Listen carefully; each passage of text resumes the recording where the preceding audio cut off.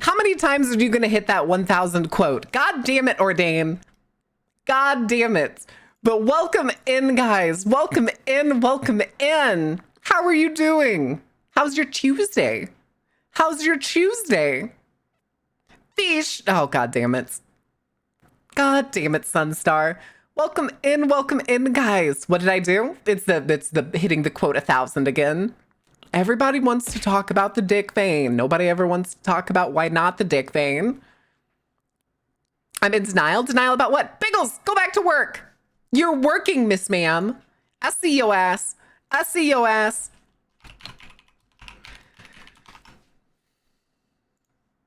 You ain't sneaky. Hi, Peach. Quit licking me.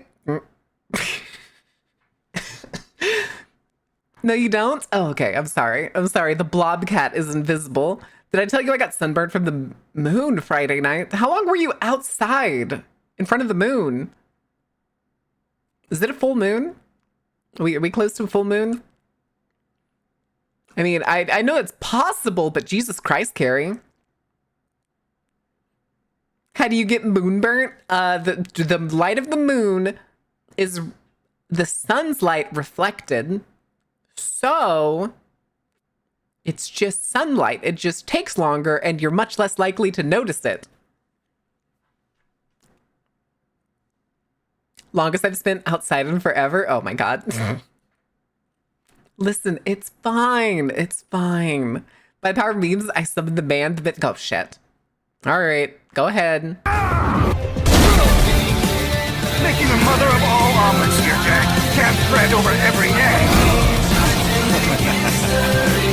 2 questions. It doesn't have to be warm to get sunburned.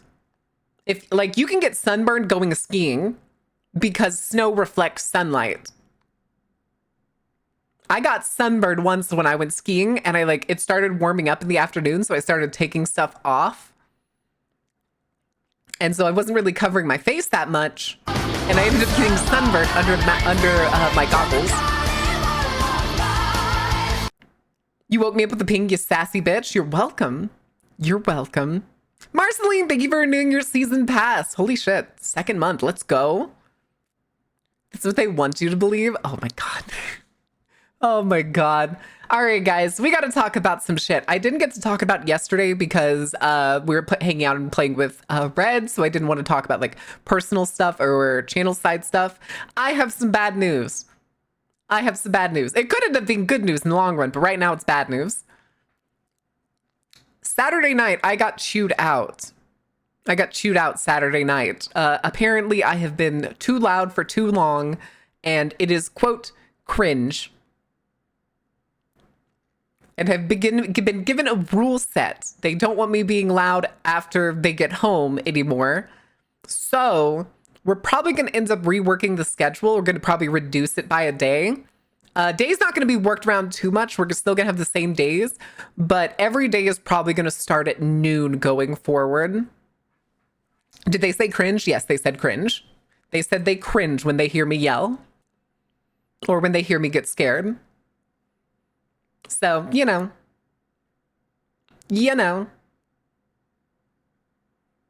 calling something cringe is cringe. Cringe is dead and I'm still breathing, but that's besides the point. Blood Catzel. Oh my God. Yes, Sunstar, it's Persona. Use a better description. Well, they're terrible with words, so, you know. But the point is, what I'm probably going to do is we are probably not going to have any more weekend streams, at least for a bit. Loser mentality on their part? Probably.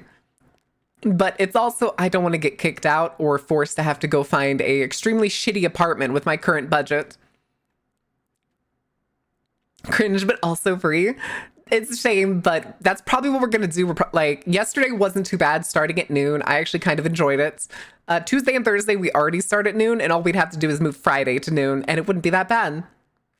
A VTuber being cringe, that's the natural state of being for VTubers. True. But I think that's what we're going to end up doing, guys. I think next week, probably starting next week, we are going to go to a 4-day a week, because that would also give me the whole weekend to start working on videos and stuff.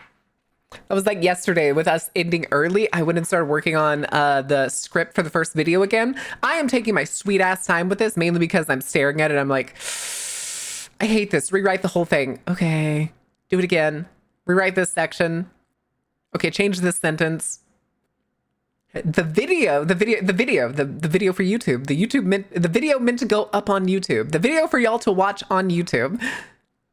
Enjoy the show. Clearly, this means VTuber Erasure. Oh my god. RN Jesus with a G. RN Jesus. Hi, Jesus. How's Jod?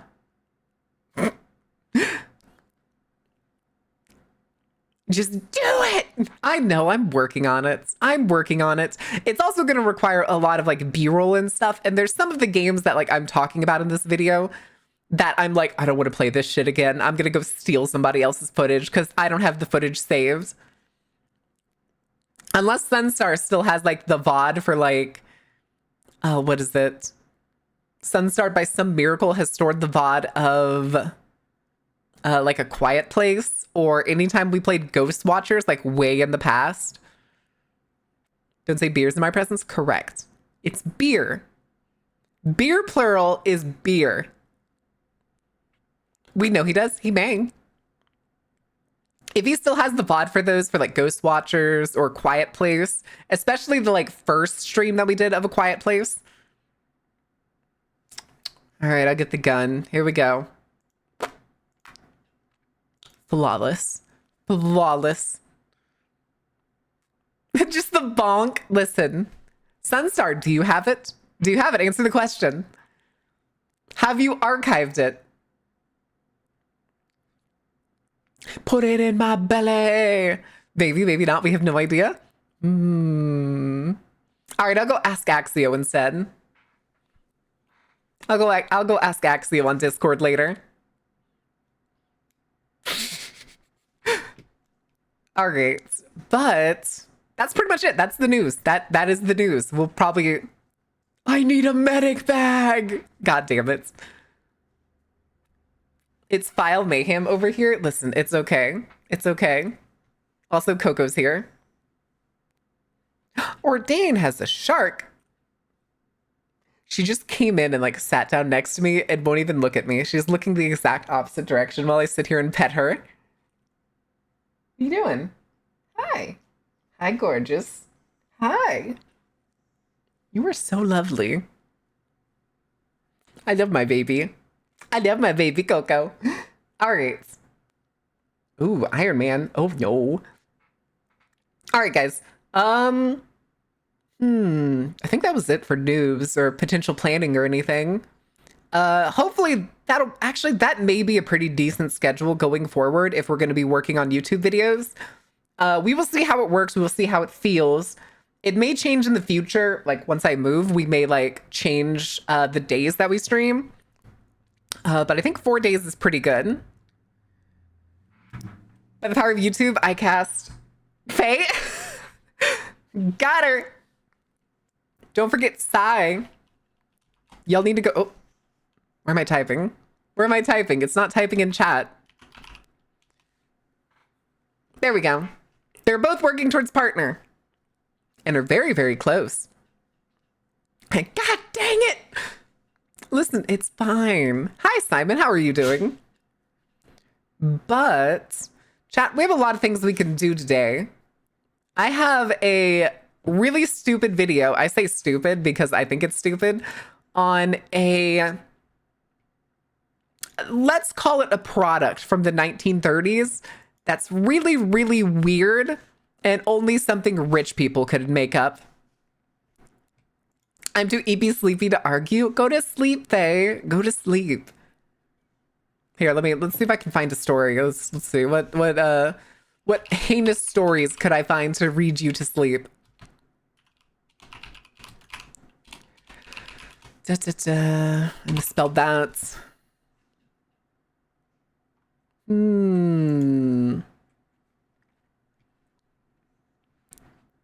Let's go with no.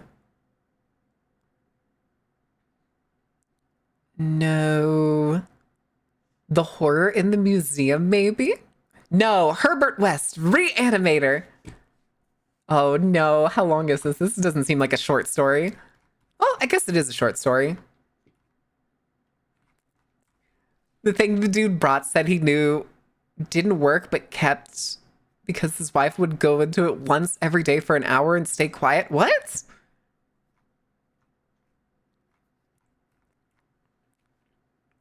I need a hard schedule reset. Quick, hit me with a cast iron. Okay. Oh, I don't have the cast iron sound effect anymore. Damn it. Damn it. I'm upset. Goodness. Goodness. Okay. Remember that the box? The horror at the Marazium? Hi, Mara. I was watching you play Risk of Rain yesterday.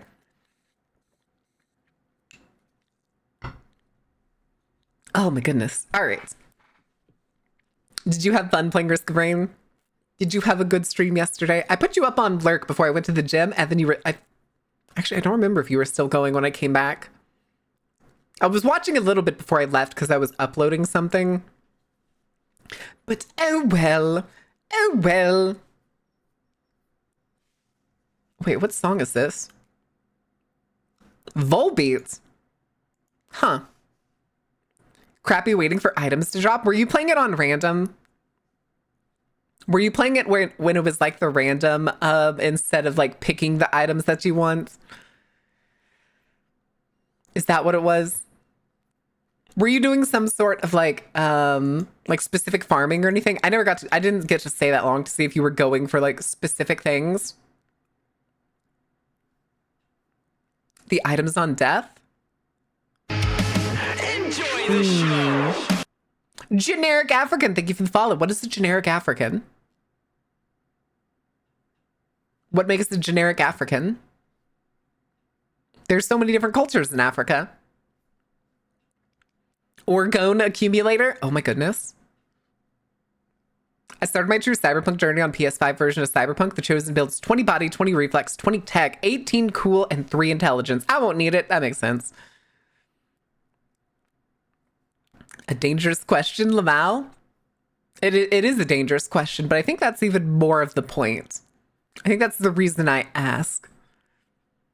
I dubbed this build the Cyber Viking. Oh god, what are you going to use? What weapons are you planning on using? I wish the game had like axes or something, but it makes sense that there wouldn't be axes available in a metropolis city. Anything that's a melee weapon? Gotcha. I mean, melee weapons include... Do you mean like you want a blunt weapon? Because weirdly, the game actually differentiates between different classes of melee weapons. So like there's knives, there's blades, there's blunt weapons, which can also be your fists if you got the gorilla arms. If you get gorilla arms, you can literally just punch your way through everything. Lord Death of Murder Mountain? What?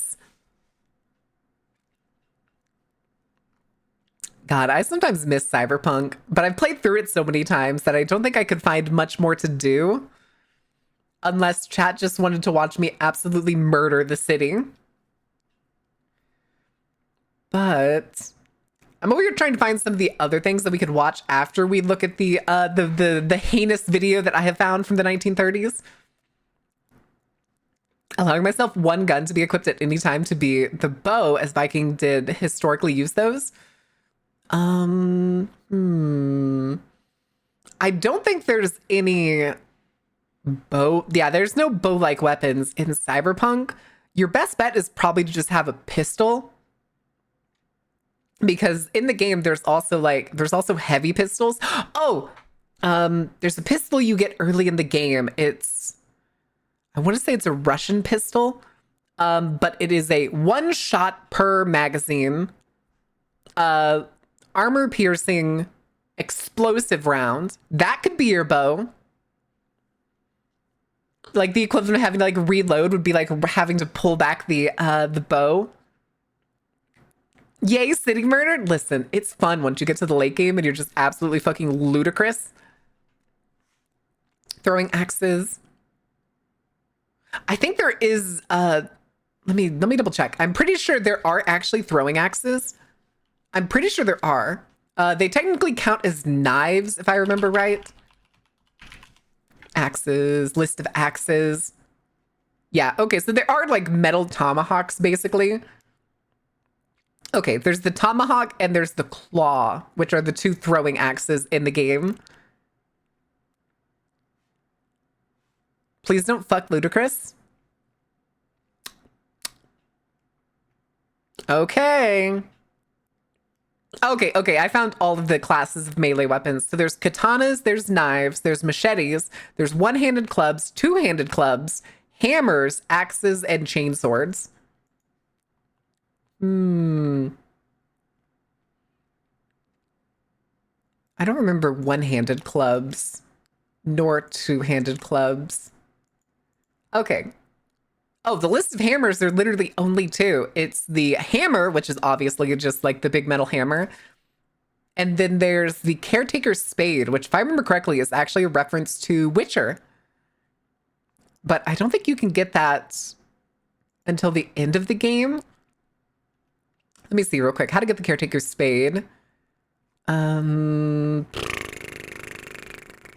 are stats, mod slots.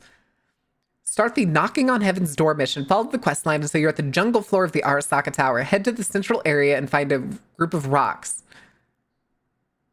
Can be obtained multiple times by the player upon reloading the cleared save file and doing the mission again.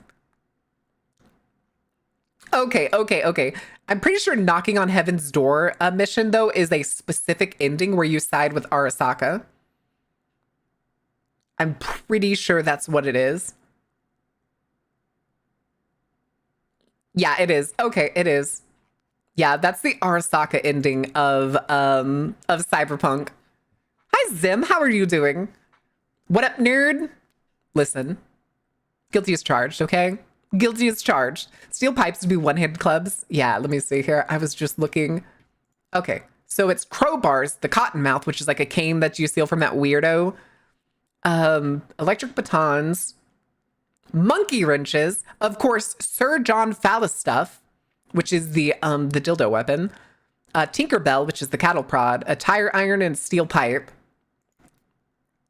And then for two-handed clubs, you can get the Kanabo, the gold-plated baseball bat, or just a regular baseball bat. And you can actually get a legendary baseball bat very early in the game at your own apartments. If you talk to the boxing club guy at your apartments and you tell him like, you're not going to fight yet, he turns into a melee weapon shop that you can buy weapons from. And if you have enough money, he has the legendary baseball bat at the beginning of the game. There is a problem with like the current progression of the game, though, is all weapon stats scale as you level up. So you will have to come back to him later and he'll have another legendary baseball bat, but its stats will be much higher. I'm frying up some salmon, adding some lemon and hand-ground peppercorn. Ooh, that sounds awesome. Put some honey on top of it. I recommend some honey on top of that. I take exception to the phrasing of weirdo with the canes said while tapping. No. Okay, hold on. You'll know who I'm talking about if I show you the picture. If you've seen me play the game or played the game yourself, or you'll just understand that this guy's a weirdo if you see him. What was his name? Oh, it was Fingers. That's right. Fingers. Okay, real quick.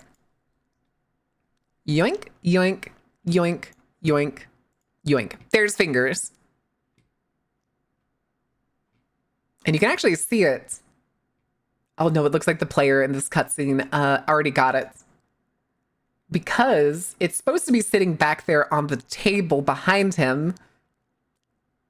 Because that's where the cane is. That's back there. But yeah, Fingers is, oh my god. Thanks, I guess. But yeah, he's part of like a couple missions. The thing that sucks too is he's such a fucking creep and a weirdo. But if you punch him,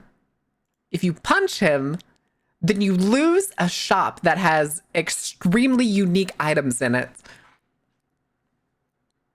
And we'll deck him once I see him. Yeah, that part of the mission, you have the option to punch him or not punch him. If you don't punch him, he becomes a shop available to buy cyberware from. And he has entirely unique cyberware that you can't find anywhere else. That's a beta? He's so fucking gross, dude. I feel like I got lice just playing that mission multiple times. His unique gear is available? Oh, okay, gotcha. Cool. Yeah, it used to be that way. He used to be the only place where you could get, I think, like the lynx paw and a couple other things. Just by having seen his face. Oh yeah, that's Finger's effect. That's par for the course. You have understood the problem. Oh my goodness. But chat, I still haven't been able to find anything else to watch besides this other video, and it's only 20 minutes. We have another thing that we're going to watch with Faye this Thursday. And I'm actually kind of excited because it is... Hold on, let me double check real quick. I know it's an Urbex horror... Okay, found footage, Urbex horror called School Rumors. Coco, what is it? What is it, baby? Why are you whining so pathetically? Could y'all hear her? I'm just curious if y'all could hear her whining because she's right next to me. I'm currently using a Berserk because I accidentally installed it over a Sandy, taking advantage of it for now to see if I like it. I don't remember what Berserks do, but I do remember that they were notoriously awful because everything else that goes in the same processing slot is better than a Berserk. Okay, let me see. Even the best Berserk, Militech Berserk, invulnerable to damage, can't use melee weapon. Oh, can't use items, melee weapons only. Okay, no, wait, that makes sense. That makes sense. Actually, I think I like that more if you're making a Viking build. Because invulnerable to damage, melee weapons only with 30% attack speed is kind of crazy. Increased damage at low health, and then when it ends, you get plus 25% health for each enemy neutralized. Okay. I thought it was a bloodhound and just woke her up to see what was wrong. No, that was Coco. That was Coco whining. That'd be an interesting build if you were running Gorilla Hands. Very interesting build. Gorilla Hands are also good even if you're not using melee because they're the only weapon, only like arm implant that you can get that also generally increases your body attributes, like forcibly. So if you're doing a build, like if you're playing a sniper or a hacker or something, and you're struggling to get around places because like it feels like you're running into nothing but like strength checks or body checks, like you can't open gates, you can't open vents or open doors and stuff. So you just pick up the gorilla arms and now you have like +4, I think, minimum to your body score. Hi, Coco. Unfortunately, I don't think gorilla arms can get you up to like 20 body, which like at late game, a lot of the end game stuff requires 20 body. But it is pretty neat. Although there is one piece that's a replacement called the Chrome compressor, which increases cyberware capacity. Which I guess the only reason somebody would input that instead of any of the other processing stuff is probably just so that they can have more unique implants, like the unique grade implants, which I guess makes sense. Forget to use the OS to begin with? Probably. You get free finishers without having to own the skills. Are you talking about the, what was it? The relic skills? I enjoy using smart weapons since I can just fire and forget. Smart weapons are fun. It's a very fun build too. It's very fun too, especially if it's like locked onto a person with a smart weapon and you just get to watch your bullets literally do like 90-degree turns around corners to hit people. Oh, I didn't know that. Actually, hold on. Does it?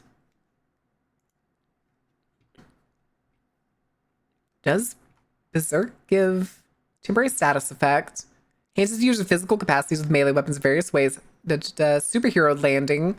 When Berserk is activated, it allows the use of superhero landings. Superhero landings can be achieved by jumping from an elevated area down to the ground. When landing, a shockwave will release that damage to nearby enemies based on falling distance. Yeah, we're talking Cyberpunk again. But yeah, Berserk was one of the ones that I don't remember hardly anybody's playing.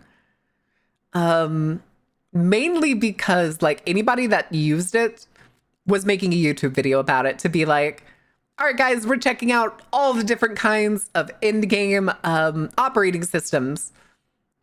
Wow, Berserk is really trash. Anyway, because I can do finishers with Mantis Blades, even though I only have 11 reflexes. What level is the finisher talent in reflexes? Isn't it? I thought it was pretty early.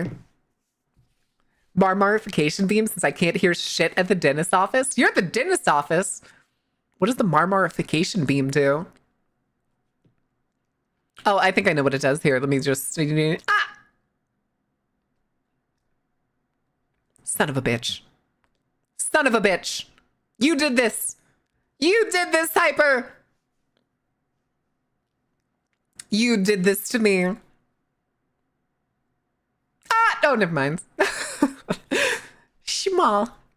Schmal. Oh my goodness. Wait, what is? Oh, okay. I know what that is. I know what that is. Yes, good. Excellent chaos. Fucking ordain. Oh my god. All right. Oh, for anybody who's never played Cyberpunk, in the new game, once they updated it, I wish I was joking, but there are leg implants. One is called Jenkins tendons, and the other one is the Leroy ligament system. We'll let that simmer for a second.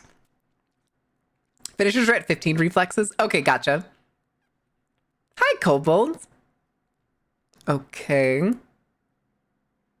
Okay, yeah. The Leroy ligament is only move faster, and the Jenkins tendon is boosted speed for the first second. Oh, okay, no, it's 30%, and then it tapers to 10% after 5 seconds. The fucking caption for the Jenkins tendons is, at least you'll have chicken. Hold on, what's the other one? Oh, the Leroy ligament doesn't have a tagline. I like the trivia is, both items are a reference to Leroy Jenkins. Thanks, Cyberpunk Wiki. Thanks, Cyberpunk Wiki. You're doing fantastic. Really? Listen, it's fine. It's fine.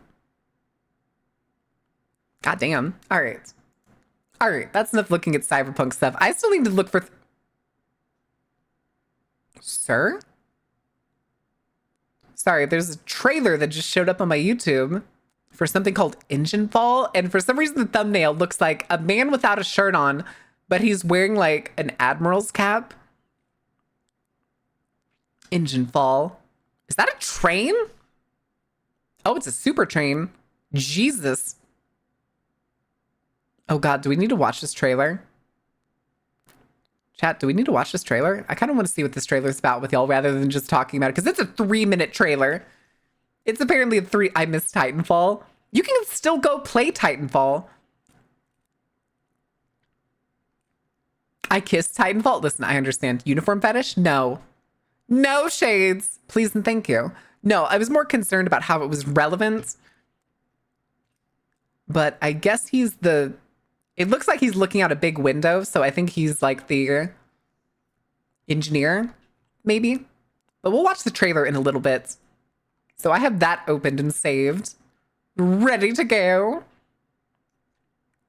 Oh no, Sai's playing Subnautica. Oh no. Oh no. Looks like dry Snowpiercer. Yes, I can understand that. I can understand that. Coco just whined at me again, chat. She just whined at me again. My heart. My heart can't take it. I bet I could get a kiss from Tone or BT. Oh, gotcha. ADHD content creation, Cooper. What? What? What? Nah, Tuesday and Thursdays are chill days, guys. We barely make content on Tuesdays and Thursdays. Most of the time. Most of the time. It's enjoyable. God, I don't think I could hardly ever clip anything from it. Oh God, no, not another honey post. Not another honey post. The horror of Echo. Huh? No, the only people who think Echo the Dolphin is a horror game are people who are afraid of the ocean. Sorry, Hora. But... in Streamer Live Simulator 2. Jesus. Jesus. Sounds like a skill issue. Listen, Sunstar, you have great judgment, okay? Echo is an acid trip game. Echo reminds me every time I look at it of like the old, what was it? The old, like the binders and stuff. The like overly frilly binders. But, oh my God, YouTube's fucking recommending me horse games again. No! The absolute state of horse games. I don't wanna. You can't make me. You can't make me. I refuse. I refuse to watch it. It's gonna snow tonight. No work for me tomorrow and maybe Thursday. Yay, snow. Yay, snow. Let's go. Oh man, I've watched way too many video essays. I think it's ruined my fucking YouTube recommended. Oh, what was that? You gotta shut the fuck up. I'm not reading that out loud. I can't risk it. I can't risk saying that out loud. Sunstar, you don't know what kind of curse you're gonna say, you're gonna implement with that. With those words. I can't dare say it. I dare not. But that's another game. That's another game. Japanese internet mysteries. No, not mouthwashing.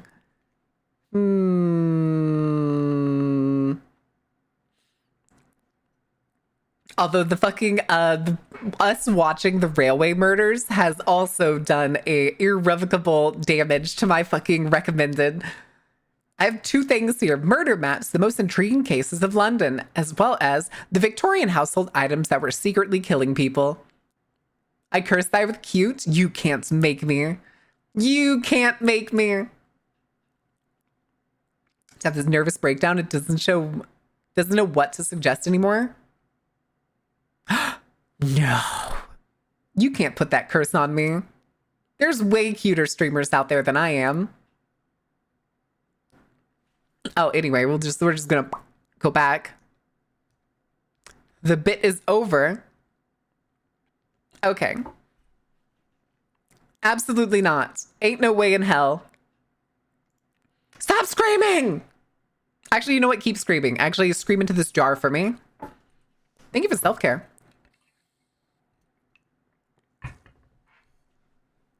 Okay. Ordain, you're not screaming into the jar. You're just screaming from the rooftops.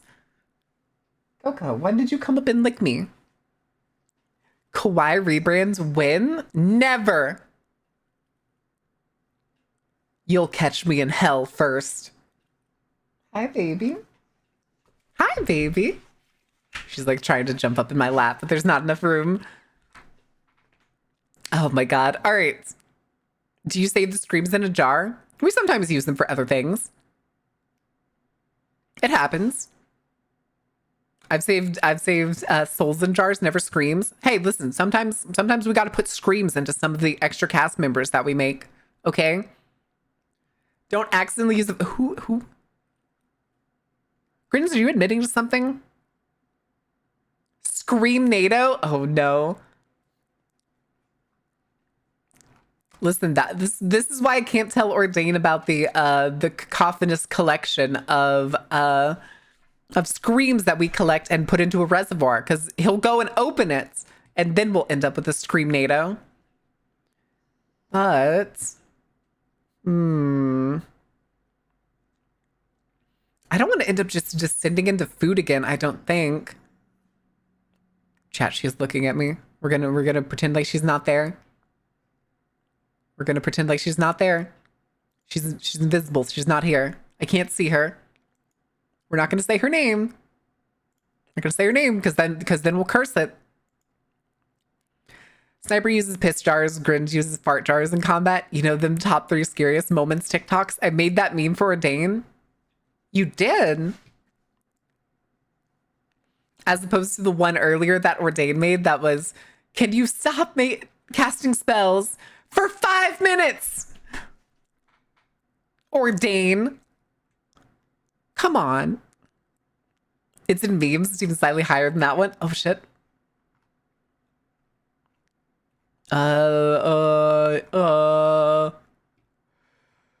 Wait, where? I see the yeehaw meme. And y'all trying to tie it to me. One, how dare you? But doesn't love them anymore. They're going to be sad. No, my baby. My baby. Hi, Stinkums. Hi, Stinkums. She's so excited. She's so excited. Pet, pet, pet, pet, pet. Pet, pet, pet, pet, pet. It's above the alligator one? Alligator one? Ah! Who did it? I can't even see who did it. Story! Alligator? I'd share my microplastics with you. Oh, there it is. The glowing alligator. Oh, shit.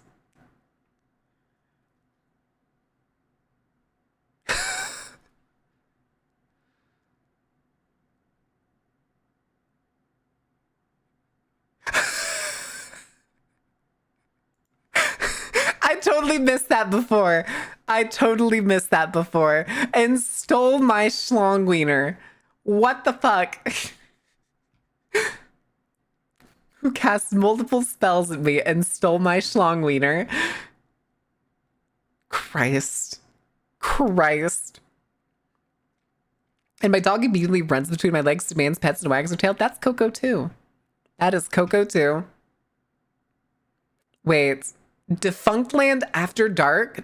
Wait. I did not know that there was a separate Defunct Land. Oh, there's only one. Is home for Patreon exclusive content from Kevin Perjurer and Defunct Land. Chat, do we want to learn about the Chipotle documentary ads? Wait, that's amazing. I wonder why I suddenly decided to start uploading. Okay, back at it for me. Yes, there. Yes, question mark. Yes, question mark. When was the last time y'all went to Chipotle? I actually tried to go to Chipotle. When was it? When was the day that I got the double po' boy?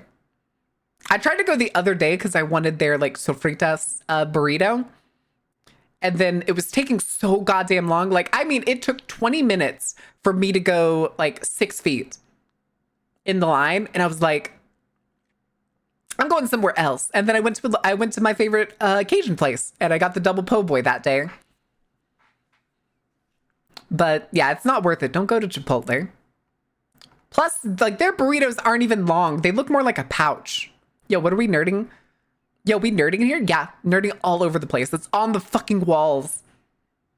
I'm sorry, I had to. I'm sorry. Carrie, go ahead and quote that one. Because I know you're going to want to.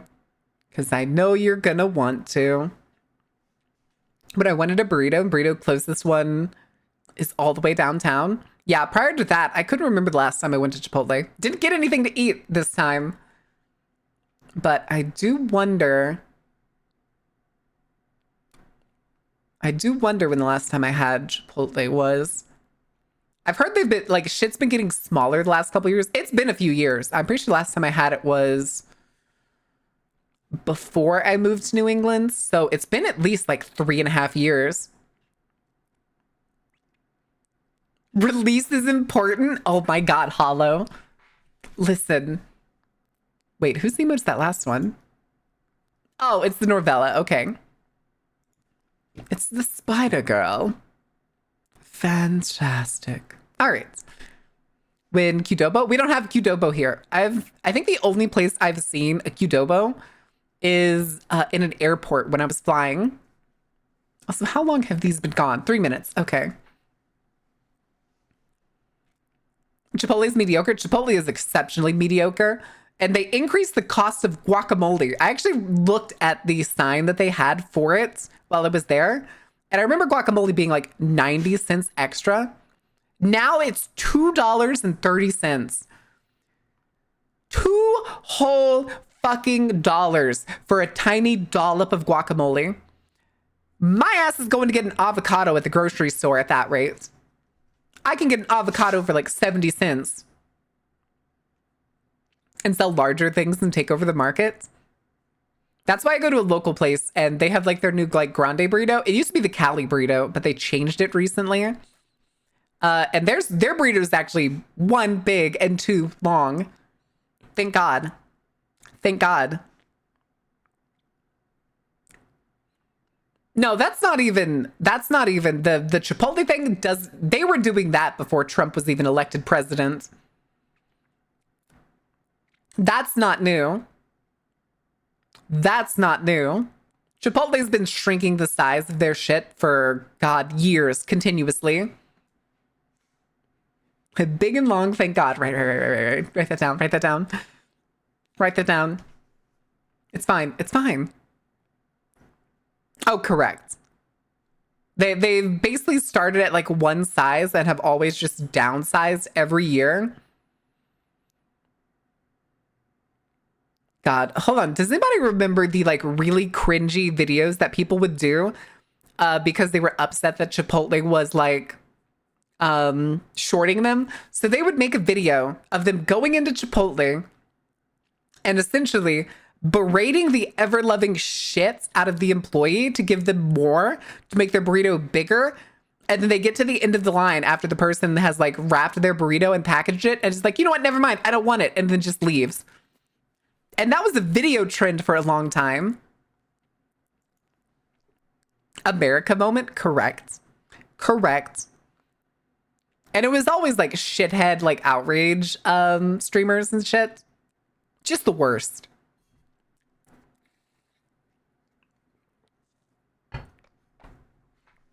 Oh my goodness. All right. Sorry, took a drink of water.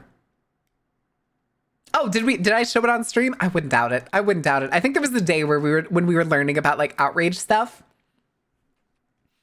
And that was the thing that we did. Okay, I can have these back. I still do not know why the toggle does not work on BTS. Or does not work on this model, but works on the Chibi model. No problem. It's so weird. It's so weird. But... No,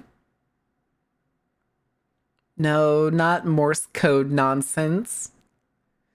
Chat. You know what? You know what? I got the whole rest of the time until the ad break. So I'm just gonna keep snooping. Are you showing us that? That was a long time ago, wasn't it? That had to have been a long time ago. How long ago was that, though? I wonder.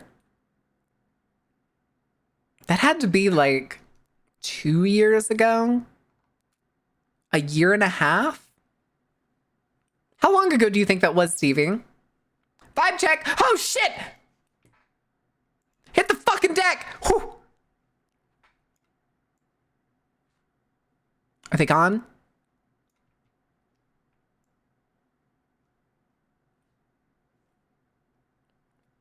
Hello? I didn't hear a shot. Chat, are we good? Flincher! Bitch, you pulled a gun on me! What'd you expect to happen? What do you think was gonna happen? You're probably lucky your Dane didn't turn you into a frog or some shit.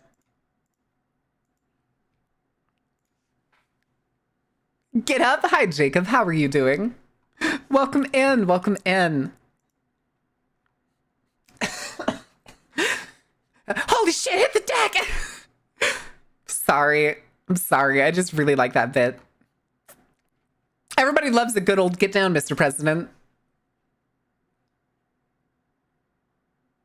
I can't remember when. It's been a while. It's been a while. I remember watching a video on it at one point. I just didn't remember if we did it on stream. Karma the Dark World. What is it, Grumbles? What is it? Hi, Coco. How you doing, baby? She's all tucked up under my arm. Your what? Your what has what? I transformed Irish Jacob into a horse? Well, Jacob, you're a horse now. I'm sorry. I don't make the rules. I do not make the rules, and I still don't feel like I'm in the right position. Hold on. Fuck it. This will do. Boot. Y'all need fiber. Y'all need to go get some fiber. Fiber's cheap as dirt. Go get some fiber pills or some fiber powder. Do the 5-finger discount if you have to. I recommend doing it with a, what do you call it? A reusable garbage bag. The Dark Carnival does not condone any sort of crimes. I need my spine to stop burrowing through is what I need. I'm a stallion, bitches. Oh, God.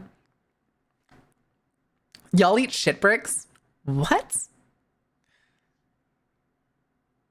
But I remember when a regional manager CEO said to police staff to give in to customer needs if they jerk their heads. Stand-up comic talk about how much the genre of movie where the president has been kidnapped has been ruined by the current administration. Yeah, I think I can agree with that. Because can you imagine if somebody made a genre of the U.S. president, of like the president gets kidnapped or the president gets attacked? Nobody's coming to save him. Yeah. Okay, kill him. Okay. We can't possibly risk the resources, guys. The U.S. is in such a peculiar what do you call it? What do you want to call it? It's leaning on an edge. We can't possibly risk sending military assets to save the president. Yeah, totally. Totally. Oh, no. Oh, the chat. I have a video here recommended to me from the present past. I have not seen this channel before. And it's called The Genius Design of Communist Memorials. Oh, God. Do we want to find out about communist memorials? They are pretty cool. I will agree. Like, communist memorials are pretty fucking neat. Oh, no, they got the president. Someone stop them. You just see, like, what is it? Secret Service just pretending to run in slow motion. Just...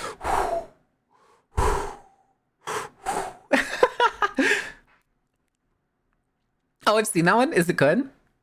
We could also do the worst thing imaginable. Wait, no, I think we've actually watched this before.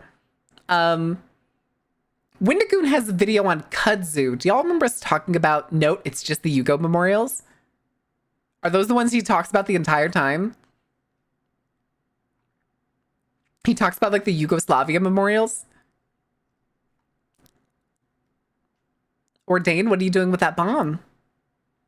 Well, they're interesting. Okay. Interesting. Wait, what is this? What happened to the Nautilus? Is this a literary reference? Oh, no, it's not. Oh, it's about an actual expedition? Chat, do we want to learn history? Do we want to learn about under the North Pole? About an expedition that went to go under the North Pole in a submarine?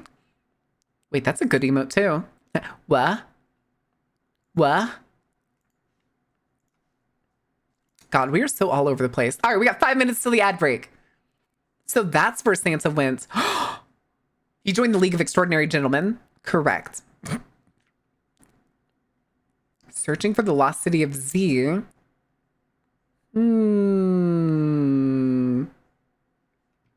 Lost city of Z. Is that like El Dorado? Does anybody know about what the lost city of Z? Is that a frog?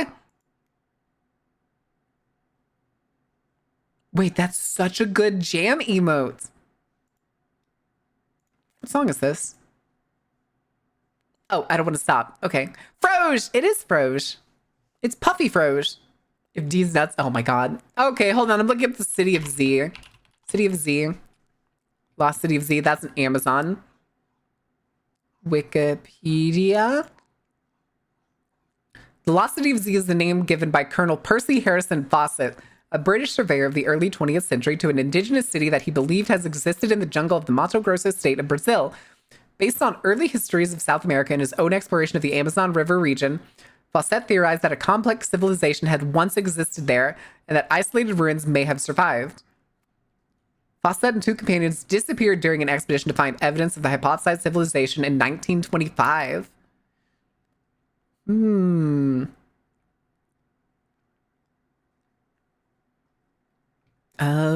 Discovered the ruins of an ancient city that contained arches, statues, and a temple with hieroglyphs. He described the city ruins in great detail without giving its location. Interesting.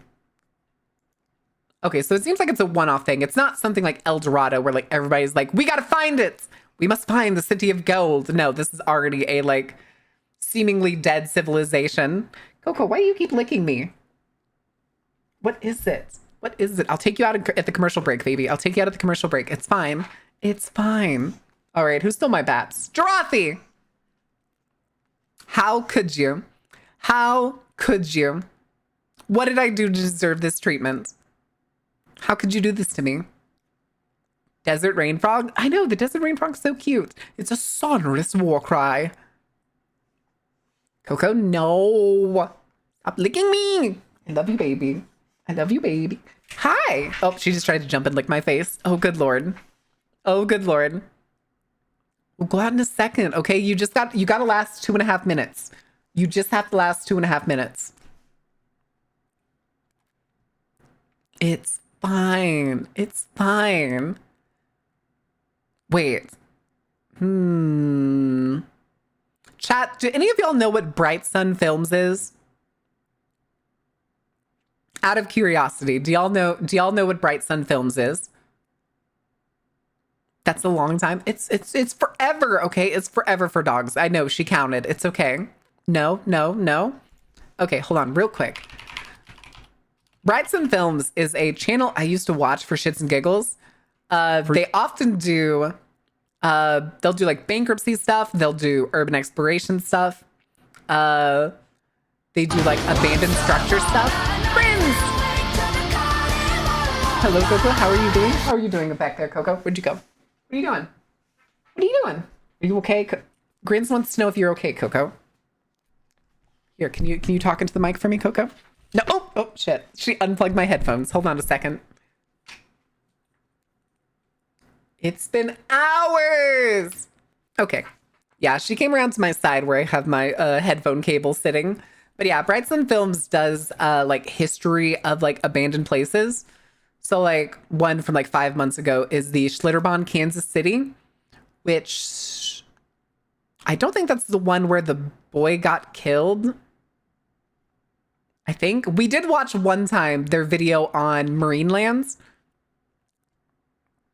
But there's also things like resorts, sunken cruise ships, Stolen Kingdom official trailer from 3 days ago. I wonder what Stolen Kingdom is. Interesting. But they basically do almost kind of like documentary series. Oh, I need to get words on stream for y'all. That would be important. That may be a good idea for y'all to have your iPad.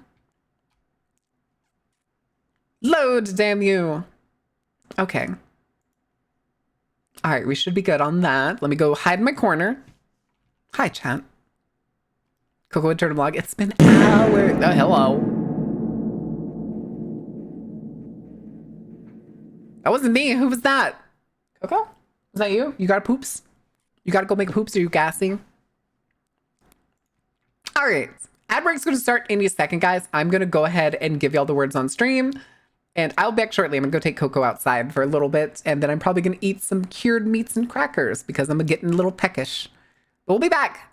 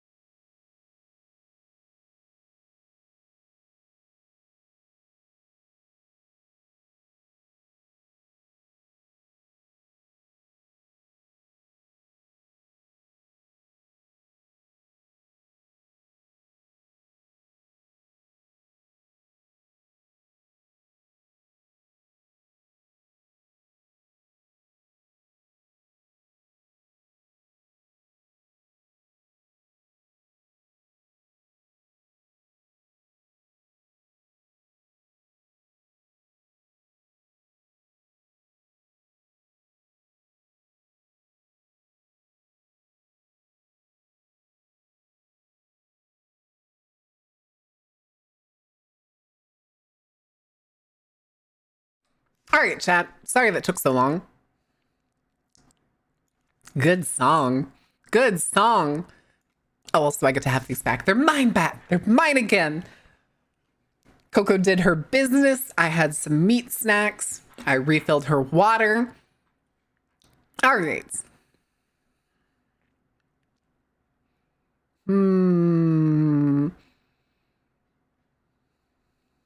I don't know.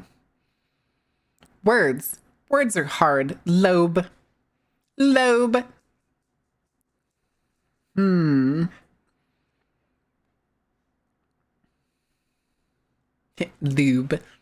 Lube. Oh, Jesus.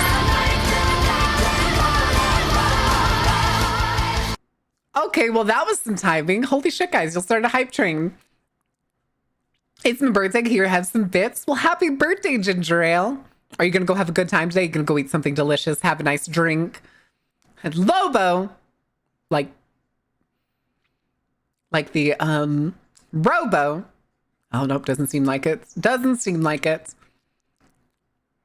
Thank you for doing your season pass to Androx. Holy shit, enjoy having the cutest and scariest emotes on Twitch, as well as an ad-free experience, because fuck them ads.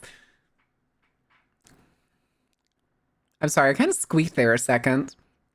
Fuck them ads. There we go. That's better. That's better.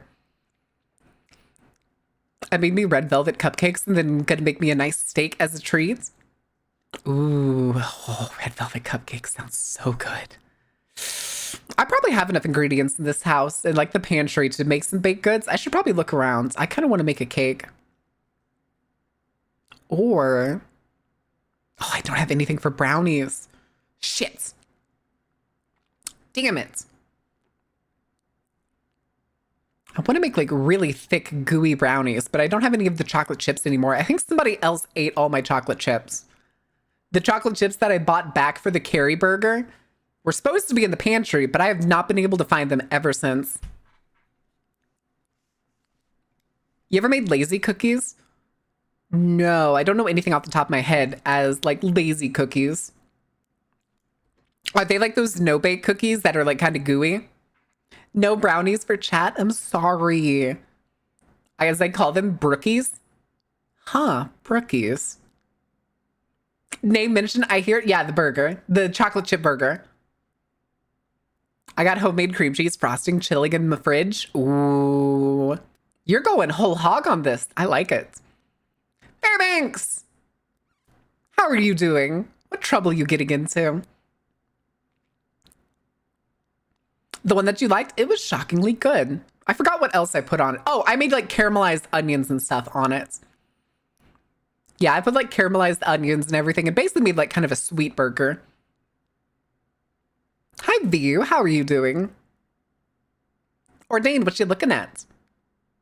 I scribbled a spice. A spice? Give me the spice. Did you already send me the spice?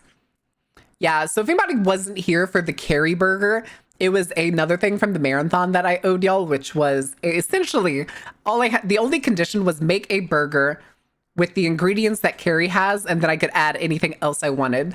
And the thing that Carrie puts on burgers is chocolate chips. Gotta spice the ringleader. Gotta drop the spice. Where's the spice, Fairbanks? You've been on a spice crusade recently, and I like it. Oh, that is a spice. Nice spice. Spice. Spice. That's some serious spice. Why is it spicy? Spice has been sent. Thank you for the spice. Hi, Melissa. How are you doing? Welcome in.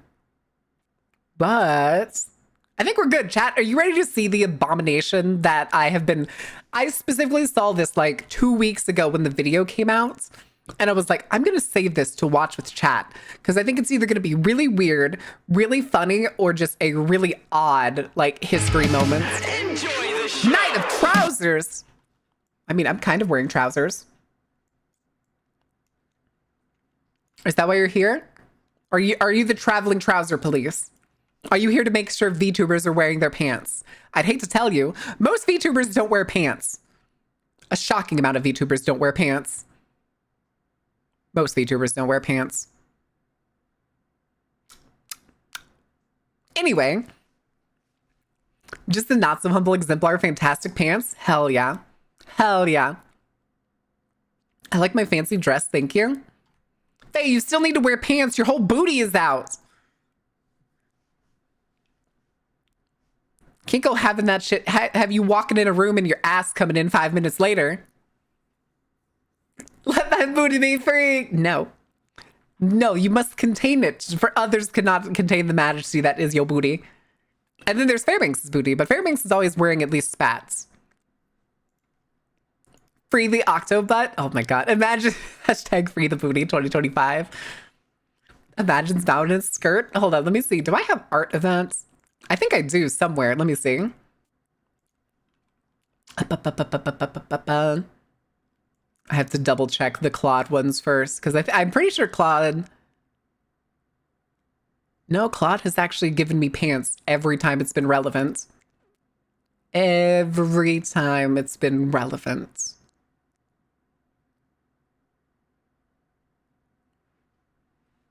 Yeah, I'm pretty sure that's not a skirt. Let me go look at the fan art that I have.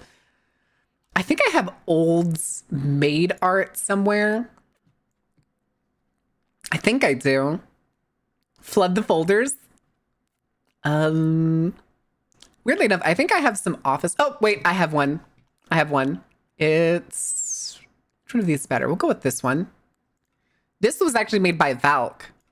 As me as like a librarian. Oh god, I still have to keep shrinking it. It's really tall. There it is. It's pretty skimpy. That's a very small skirt. But Valk made that for me. Smoke on the water. All right.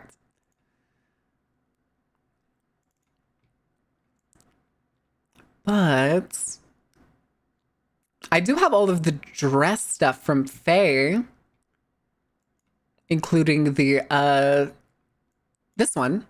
Yeah. One of the first things Faye ever sent me. Technically no pants. Technically. It's still really good. I have all of the PNGs that you sent me still saved. Let me see. What else do I have? I also have the magazine one that you made with one of them. Pants. Those are pants. Those are pants. Those are pants. Those are pants. Here's a Christmas one with Nico, although Nico doesn't use this design anymore. Nico's design is a bit different now. Technically no pants here. Technically. The dark side of the shaved head was a very interesting touch that I thought was kind of cool. This was actually a gift. I had nothing to do with this one. But oh, right, the outfit swap. Does anybody know the Webtoons Armored Suitor? I think is what it's called, or Armor Suitor. Because the artist did an outfit swap between the two of us. This is perp. It's very funny. It's Suitor Armor. That's what it was. I haven't read it in a long time because she was on hiatus before I started streaming. And then she came back while I was streaming and I've just never gone back to read it. It's apparently a pretty popular comic still, and it's pretty good. I enjoyed it. I think I only read like the first season. But she's a delight. She's so sweet. Not 2 days ago? Really? Really? Do you need me to send it to you? Or did you end up finding like a place where I have like posted it before? Oh, here's another one. This was an alternate design by Necroroid, the same person who did the clown design. I made one of those posts once that was like, if you could redesign this character, how would you do it? And this is what Neko came up with. No pants here. No pants in this house. Maybe someday we'll use this design for something because it is still very, very good. I like the frill wrists. I like the leotard style fashion, the fishnets, the high boots. It's a very cool design. Would, listen, Fairbanks, if you ever want to draw anything with this, I will shoot you the reference. I will shoot you the reference. I do actually kind of like the, I'm pretty sure that's tentacle hair in the back, but I don't know for sure. It looks like it's, I like the little top hat. The little top hat's probably my favorite.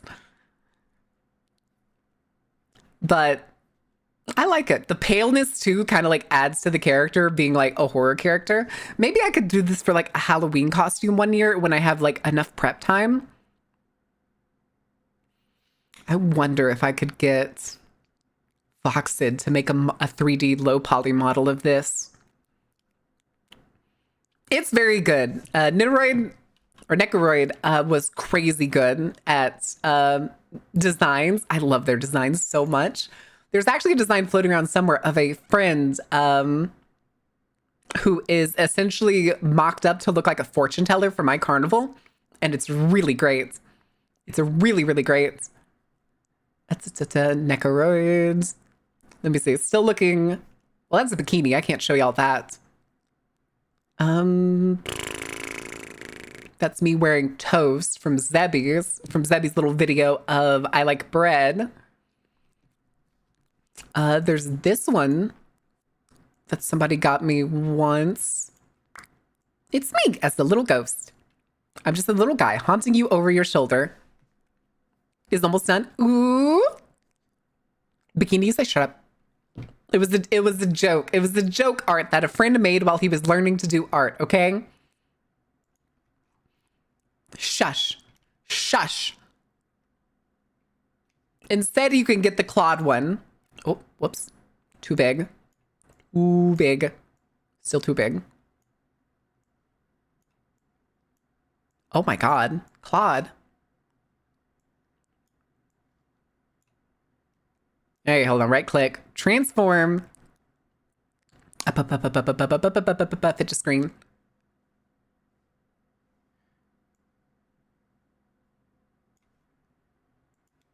There it is. Hold on. I gotta bring the bounds back in for this thing. See? That's a good piece of art. That's a good sketch. I like that. I like that. It's big.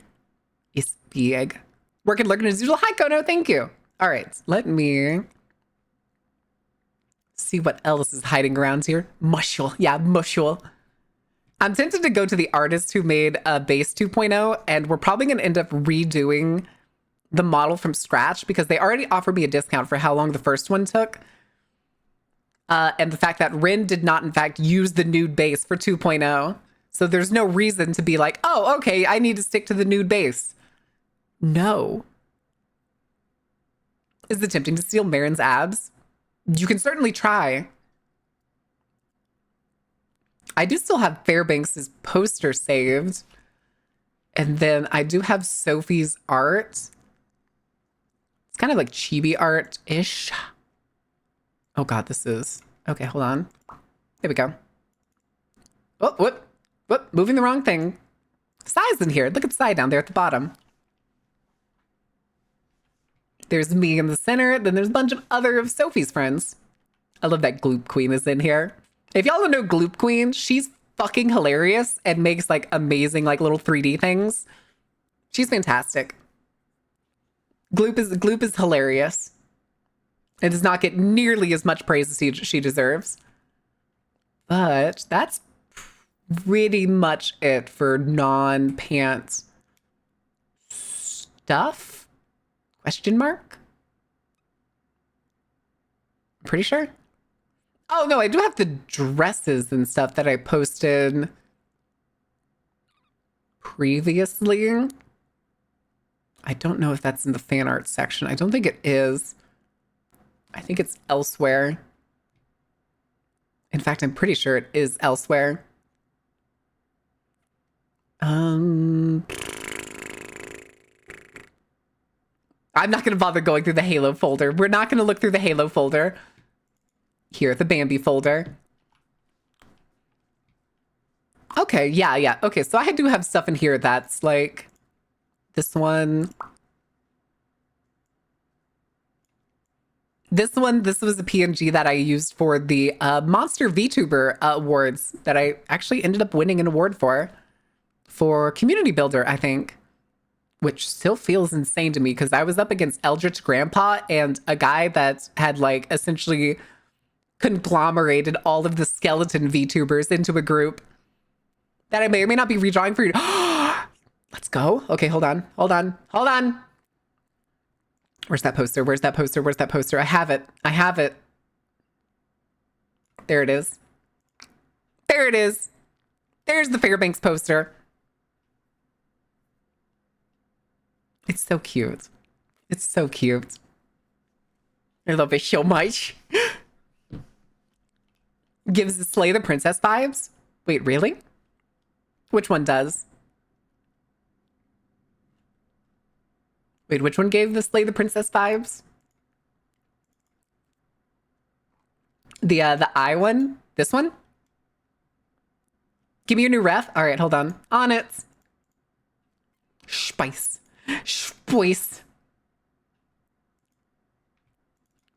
Up. I'll send you both of these. And actually, I'll send you Show's reference too, just in case you want to do something with it. Just in case. Okay.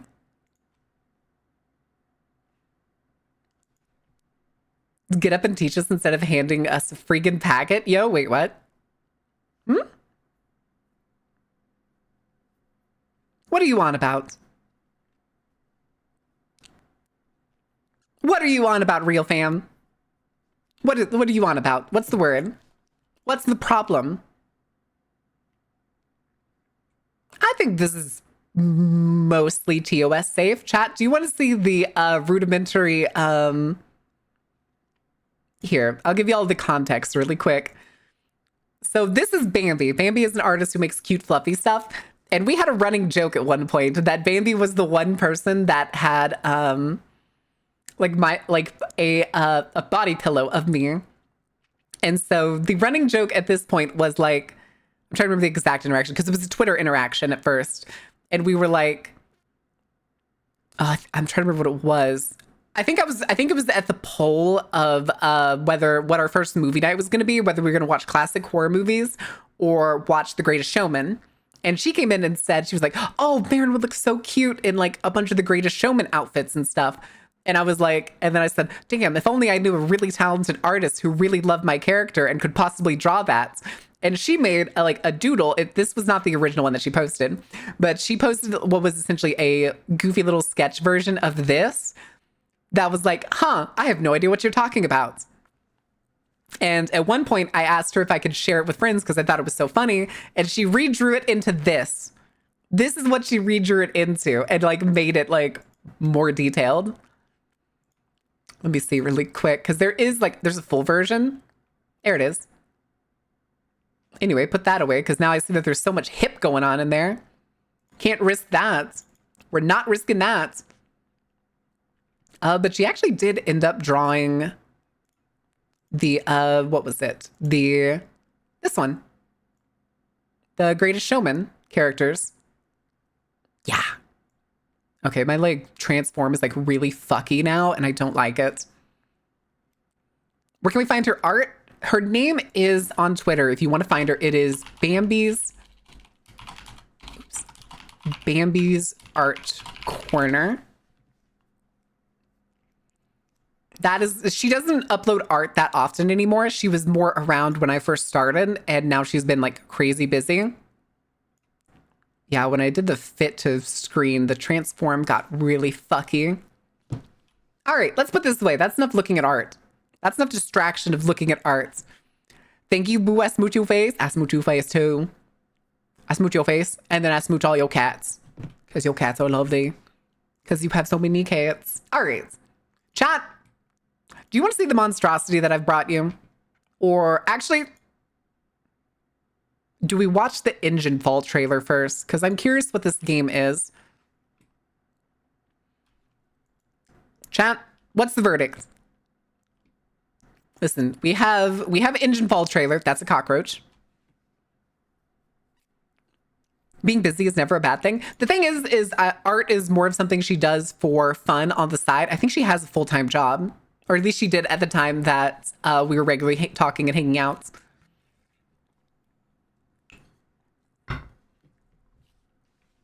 My ex-wife's cat needs parts removed. He keeps catting everywhere. Ah, I gotcha. I gotcha. We need to learn face-to-face.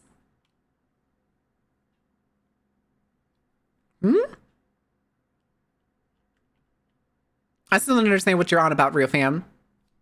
Anyway, this reminds me, Dave, what are you doing? Are there any roaches underwater? Like, literally, or because, like, we have the water beetle. This little guy, various species of, like, the underwater beetle, especially this one. I don't like the giant water beetle. Or, if we're going with, like, Faye's definition of, like, Scrimps' bugs, we also have the giant isopod, which, like, to some people is just a giant bug.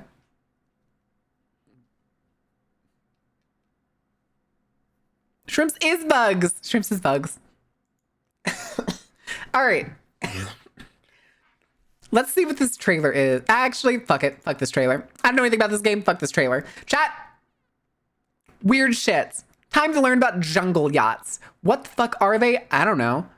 Does anybody know? Because apparently they didn't make it out of the 1930s.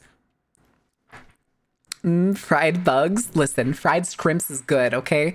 Fried scrimps is some of the best food in the world. I don't care what anybody says. No, not Jungle Cruise. Jungle Yachts. It's 1938, and deep in the heart of the African jungle, two of the most extraordinary vehicles ever built They're are fucking making their hideous. way through the dense wilderness. Known as the jungle yachts, these colossal coaches redefined the very concept of luxury on wheels. Inside, they boasted not only hot and cold air conditioning, but a fully equipped kitchen, a luxurious tiled is that an bathroom, espresso twin machine? bedrooms, a comfortable living space, library and study, and even a fully stocked bar.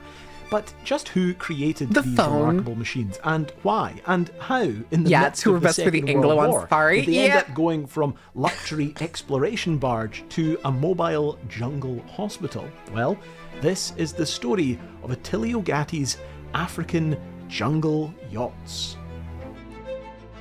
Okay.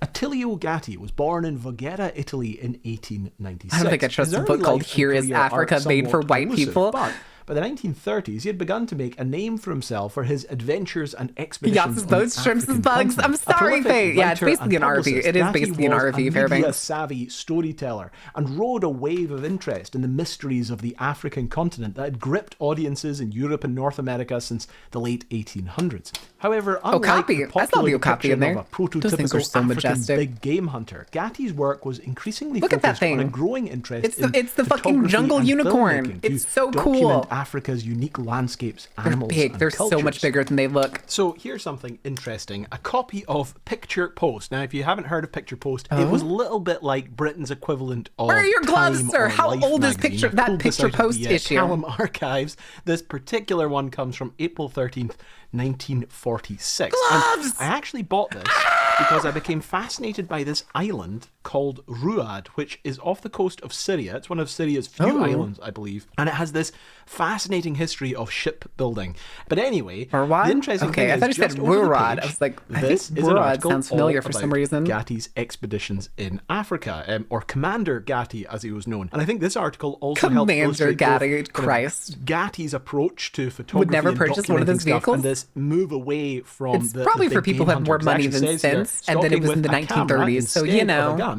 Commander Gatti brings back a striking collection of animal photographs from his expeditions in equatorial Africa. And if you look down at the bottom, in this photograph here, it says, the jungle yacht of a modern explorer. A trailer used by the Gatti expedition is loaded onto a barge. The trailers were Are they pushing it onto the barge? With many comforts, and you can't really make it out, but you can make out the odd shape. This is clearly the back of the bus. See, Gatti had long used his why does it like dip down like that in the back? To garner support and finance and gather patrons for his African adventures. And in around 1938, for his planned 10th so he was the early one of the earliest what do you call it, travel vloggers that would make even a modern day YouTuber like me swoon. And that was from an American manufacturing powerhouse at the forefront of machinery and overland transport, a company called International Harvester. As Harvester... What did you just say, fake nudes? What did you just say? Cranes weren't invented until 1947? Modern cranes, sure. But pulley systems meant to lift heavier objects than the intended load and work put in have existed since before the Egyptians. The Egyptians used it to make the pyramids. That thing's almost 100 years old. It's quick math. What was it, 46? So 64 plus 25, 89? Almost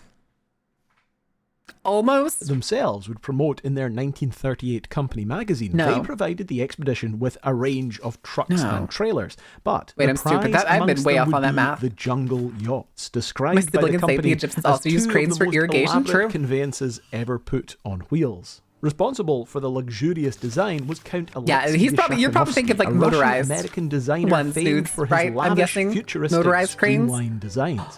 This 19th famed for his lavish. This is where we peak, chat. This is where automobiles should have stayed. This is all where the aesthetic of vehicles should have stayed. We fucked up. We fucked up progressing. Futuristic streamlined designs. This 1938 edition of the Esquire magazine features some of the beautiful early sketches of Shakinovsky's design. These luxurious caravans are constructed of stainless steel. That blue one was ugly. The van? No, it looks fantastic. It looks so much better than modern vans. And even the pollen of tropical flowers, often the cause of deadly fevers. The kitchen is so compactly designed that Mrs. Gatti, sitting on the stool in the center of the room, can reach the refrigerator, the sink, the stove, the oven, the door to the insulated receptacle, the table and lockers. A rotating chair where you could reach everything in the kitchen? That's pretty great. The illustration below shows the dining room observation car, where the Gattis will travel during the day in comfortable armchairs, dine and entertain friends for cocktails and dinner. The trailers themselves wouldn't be built by International Harvester, but rather the Fleet Wheels Coats Corporation of Bristol, Pennsylvania. Oh my god, wait. I remember. Look at this trailer, guys. Look at this. This trailer was specifically made to be shaped for the back of cars at the time. We need more cars like this. Peak of automotor engineering was the Trabants series? The what? Shut the fuck up.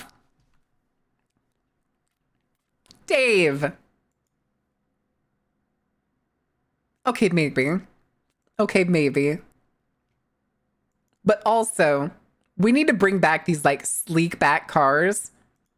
I need them. Costing some $15,000 a piece. You are the Lazy Susan? Correct. Wait, how much? $1,000 a piece. 115,000.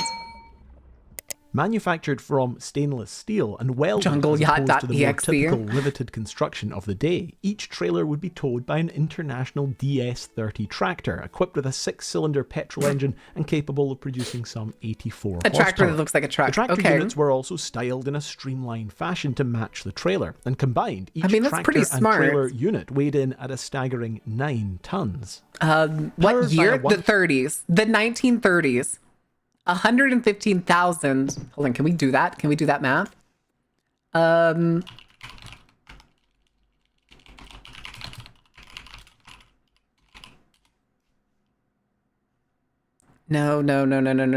CPI? Okay, board of.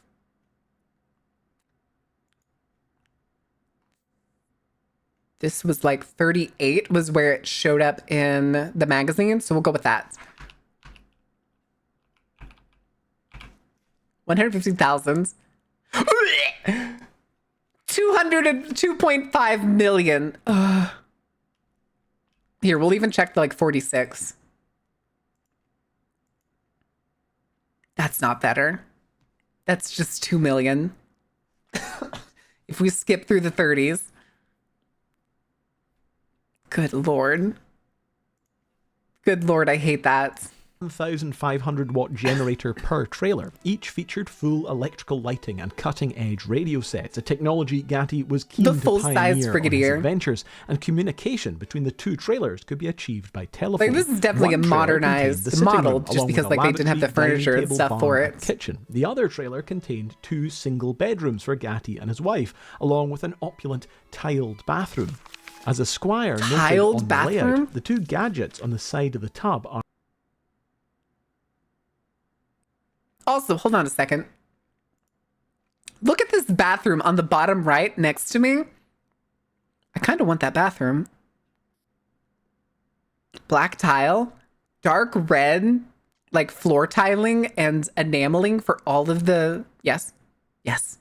I want it. I want it. I want it, Dave. I want it. are Give a it to me. thermometer showing the temperature of UK? the bathwater Wait, K about and what? a control for the radio Ugh. set. Count Dyshakonovsky can't bear to think of anybody taking a bath without Bathroom, black music. tile. I The like sheer black tile, scale of okay? technology and opulence on display created a significant amount of buzz around Gatti's expedition. Before leaving for Africa, Oh, there's the vehicles crane. took part in a large exhibition in Manhattan to crowds of amazed onlookers and dignitaries. As an advert at the time Almost read, every single friend I know Commander caught the flu. Helio Oh, I was Gatti, thinking an like international harvester, week and a half cordially ago? invite you to 2 weeks inspect ago? the I still jungle just have a yachts, lingering the cough. streamlined international It's tow annoying. trucks, and other features of this But I have been most taking, like, elaborate Dayquil of and stuff for expeditions. Following the glitzy exhibition, they were then packed onto the freighter West Yeah, Lasseter I and was shipped really across sick, like, the 2 weeks Atlantic ago. to the Belgian Congo, where the expedition was set to begin. The vast territory of Congo? the Belgian Congo, once brutally ruled by Belga. Belgium's king, King Leopold II, as the Congo Free State, had been annexed by the Belgian government in 19... Yeah, because we're also totally not going to talk about the fact that the Belgians encouraged cannibalism anytime they came to visit.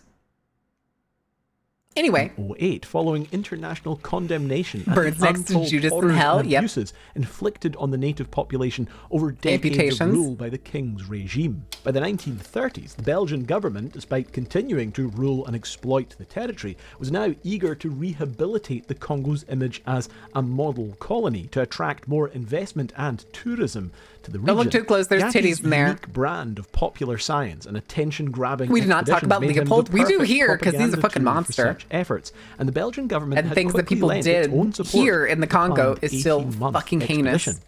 Setting out from the coastal port of Matadi, the convoy of vehicles slowly moved inland from more developed roads to dirt tracks, with the fleet of vehicles performing well Okay. on the dusty, rutted African roads.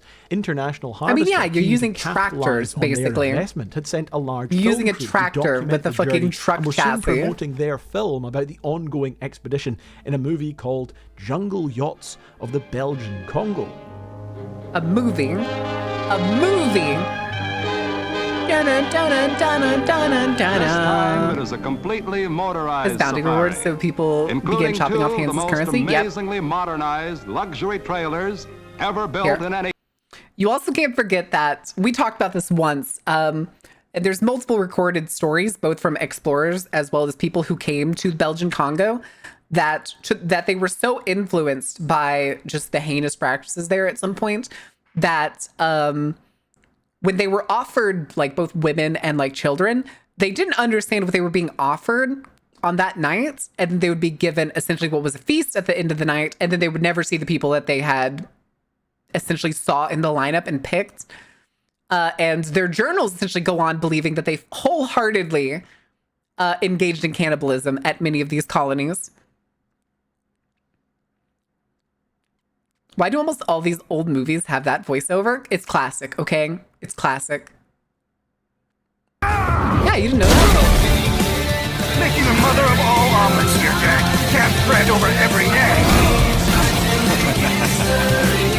egg. Anywhere between things like essentially the Belgians believing Africa to be completely uncivilized, the lack of resources and abundant food and everything essentially meant that cannibalism became a either necessary practice or a way of appeasing people that could give them what they actually want. It's the mid-America accent that disappeared when TV became a thing. No, you're talking about the transatlantic accent. About the Belgian cannibalism? Yep. There's a lot of those like quote explorers, or there's even some journals of, I believe it's the Prince of Belgium, going to visit a place and him being fed a woman. Transatlantic? Yeah, that's what I thought. I was gonna say it, because the accent is essentially, it's called the transatlantic because it's somewhere in between a like British, good on Atlantic for, oh my God. You goofball. Not the fucking, also not the Germa pose. Book was set in the Congo. Goodness. Apocalypse Now? Oh yeah, it's very fucked, Hexic. Like, the practice of cannibalism is not necessarily cultural, but more ingrained as a necessity. And it's because of the state that the country was in that it was the only way that they could seem to give some sort of, what's the word, providence to these people that were visiting. Or Dane, are you okay? Did you not like the leg I gave you? You okay? Do you want to talk about it? I think we're Dane shorting out, guys. Also, hold on. Why is this thing flickering at me? Why are you flickering at me? Okay. Stub my toe? Okay, gotcha. Just had to make sure. But yeah, cannibalism. Yippee. Kind of. Not in this case. A country. The jungle Does that mean yacht, only cannibals are people? powered by International Harvester. Maybe. The last word in civilized comfort and convenience. Ugh. Completely electrified. Civilized. With every conceivable needed scientific and household appliance. Scientific and household appliance. Why is Air the toaster next to the conditioned for bed? Oh, wait, no, that's a both radio. heat and cold. Here is the elegant bathroom. I still like the black tile. I'm sorry, chat. Truly, these are trailers of tomorrow. Oh, merch thing again. Check out the merch! Film, the large towed trailers Check are out the shown merch and help unloading support from the channel. barges, I also need to traveling talk to through them the because I still African think outback it's some of and the stuff setting that up was a little luxurious camp. expensive. Along with I may the see if I yachts can and lose some of my protractors, cut to see if I can International reduce the Harvester had prices also for y'all. provided a DS-30 supply truck, a D-15 which was used by the film crew, and a D-2 I really like the station aesthetic wagon. of these trucks, However, chat. as the I'm expedition sorry. ventured deeper They're into really the cool. African interior, storm clouds were We had gathering cool over aesthetics for Europe. vehicles, By and now we September just have 1939, the growing tensions stuff. had erupted into the beginning I hate of the it. Second World War, and the expedition's days Either were don't be a numbered. weenie What had and go started straight for as a like planned cyberpunk 18-month futuristic car mission was designs, about to come or give me to an back my like abrupt retro end. stuff. A fellow, yeah, I In fucking November love Art Deco. 1939, I an article love in the Art Brooklyn Deco. Eagle reported that Gatti and his wife were now back in America. The film, Jungle Those drawers Yachts do of the look like Belgian IKEA. Congo, was True, soon but to I'm be mostly talking about the released. But external Gatti parts had of the been car forced right now. to cut short the expedition by several months due to the increasing hostilities and what Gatti claimed to be poor communications. As the paper reported, Gatti drove his trailers to Matadi, the port in the Belgian Congo, and waited for the West Lashaway to take them back to the United States. But West the freighter didn't have Lashaway? space The down what? below, and the increased Mustache Man show? $2,500 included Nah, it's storing fine. them on deck It's with fine. no provision being made for claims I didn't even for notice possible it. I didn't even damage. see it. Wait, what, Finally, was it on this the explorer decided newspaper? to leave the trailers behind at Matadi until other Was the arrangements for mustachioed their man return on this could be newspaper? made. However, it seems that Gatti's quick return to the United States, as reported by the Brooklyn Eagle, may not have been entirely No, the film? voluntary. Gotcha. In July 1944, an article in the British Newport Daily There's Express no way shed these things light on what sold well, sounded like right? a much less than As friendly opposed to like end a fucking to the Earth expedition. mover in the Commander coming Gatti's decades. last expedition Like to the Earth Belgian movers are Congo fucking was halted cool. by the present war. The Belgian government simply grabbed $75,000 worth of his equipment and sent him home. He has hopes of getting the money back someday, but he's not too. Wait. The government just took $75,000, which we know, because we already checked the math, is like more than $1 million of equipment today. And it's just okay, here, we're taking your shit. Bye. Okay. Optimistic. Gatti's lack of optimism would prove correct. Wait, Back did in it the say Congo, that? Did it his say that unique Belgium collection was a of vehicles democratic had country quickly with been a adapted time that it to had the war royalty? effort. In 1941, several newspapers Fez, reported on Gatti's no. vehicles being repurposed, with some mistakenly claiming that the vehicles were Italian and presenting Gatti's expedition in a far more self-indulgent light. Luxury and publicist competition in a Wait. Italian land yachts for British troops. Luxury land yachts confiscated from Commander Attilio Gatti, the Italian explorer and publicist, form part of a mobile casualty clearing station equipped, financed, and staffed by the government and people of the Belgian Congo and presented to Britain. What? More self-indulgent light. Now Luxury casualty land clearing, yachts not even like confiscated running from hospitals. Commander It's just Attilio casualty Gatti, clearing. The Italian explorer and publicist form part of a mobile casualty clearing station equipped, financed, and staffed by the government and people of the Belgian Congo and presented by them to Britain in World as War an expression Then what of was their the firm royalty for? determination to assist in the And war why do they still against seem to have Germany so much power? and Italy. The land yachts are far more suitable for hospital purposes than Gotti for a is the hardy creator of the explorer. Bugatti? No. These six-wheelers include bathrooms, refrigerators, and kitchens. No. They carry Spell dental difference. surgeries, operating theatres, and X-ray equipment. The complete station consists Okay. of 22 vehicles staffed by Holy 5 shit. surgeons and 6 other Europeans and 82 natives of the Belgian Congo. So I guess the question then naturally follows, what happened to the jungle yachts after they were confiscated and transformed and presented to the British as this mobile casualty station? He was saying getting? Well, yeah. The trail it was like sort of Gotti, runs I think dry. is how it's spelled After technically. 1942, and those news stories about them being presented to the British come up, there are almost no references anywhere to World War I, the Belgian Congo was the yachts. personal. It's Yeah. interesting, actually. I Which tried is to have a look through as insane. many of Attilio Gatti's books as possible. In the end, I managed to order this book. The Holy only shit. reference that I can find is way at the back here. But there's not actually any direct mentions to these trailers or how they fared. It just Physical says we saw intensity it of a ourselves what? when, for our last African expedition, we No, built no, go Suncher. back. It just says we saw it, but there's not actually any direct mentions to these Witch Doctor of Smell? Is that a location? trailers or how they fared. It just says we I saw never it gave you all ourselves captions back. when, for our That's my last bad. African expedition, we Of built some smell? giant trailers. Their overall length was 42 feet.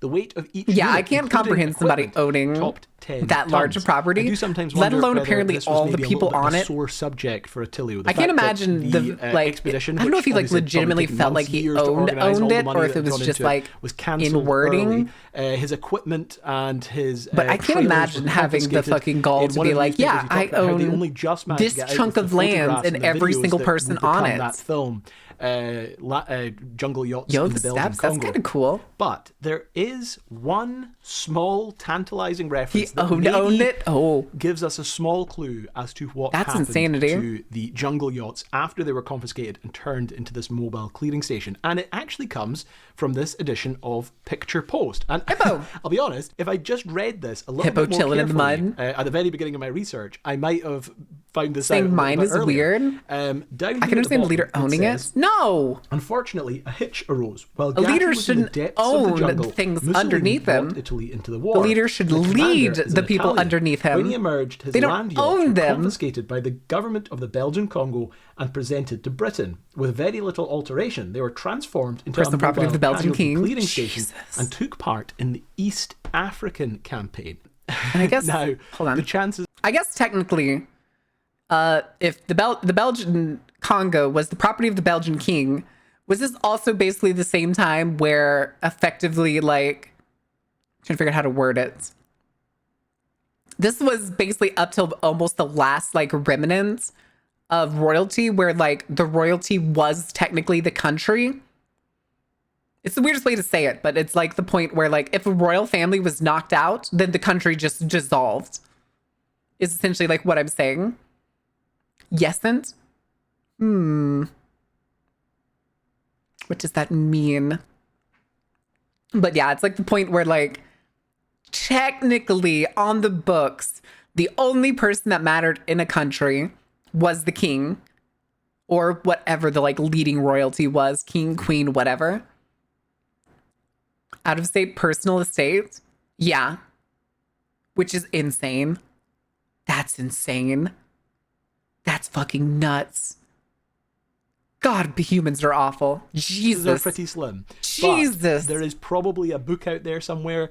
There's probably a I document hate that. sitting in an archive somewhere that lists And there's probably and still maybe people that somewhere think shit in like those that. listed Like, that's equipment would insane. be a reference to an American-made mobile. Also, I see this dude's casualty cloud clearing lifter station, on his desk. with 2 trailers, and It's really funny. maybe one day someone will uncover He had to get a that cloud lifter archive for his and shore. we can find out what happened to them.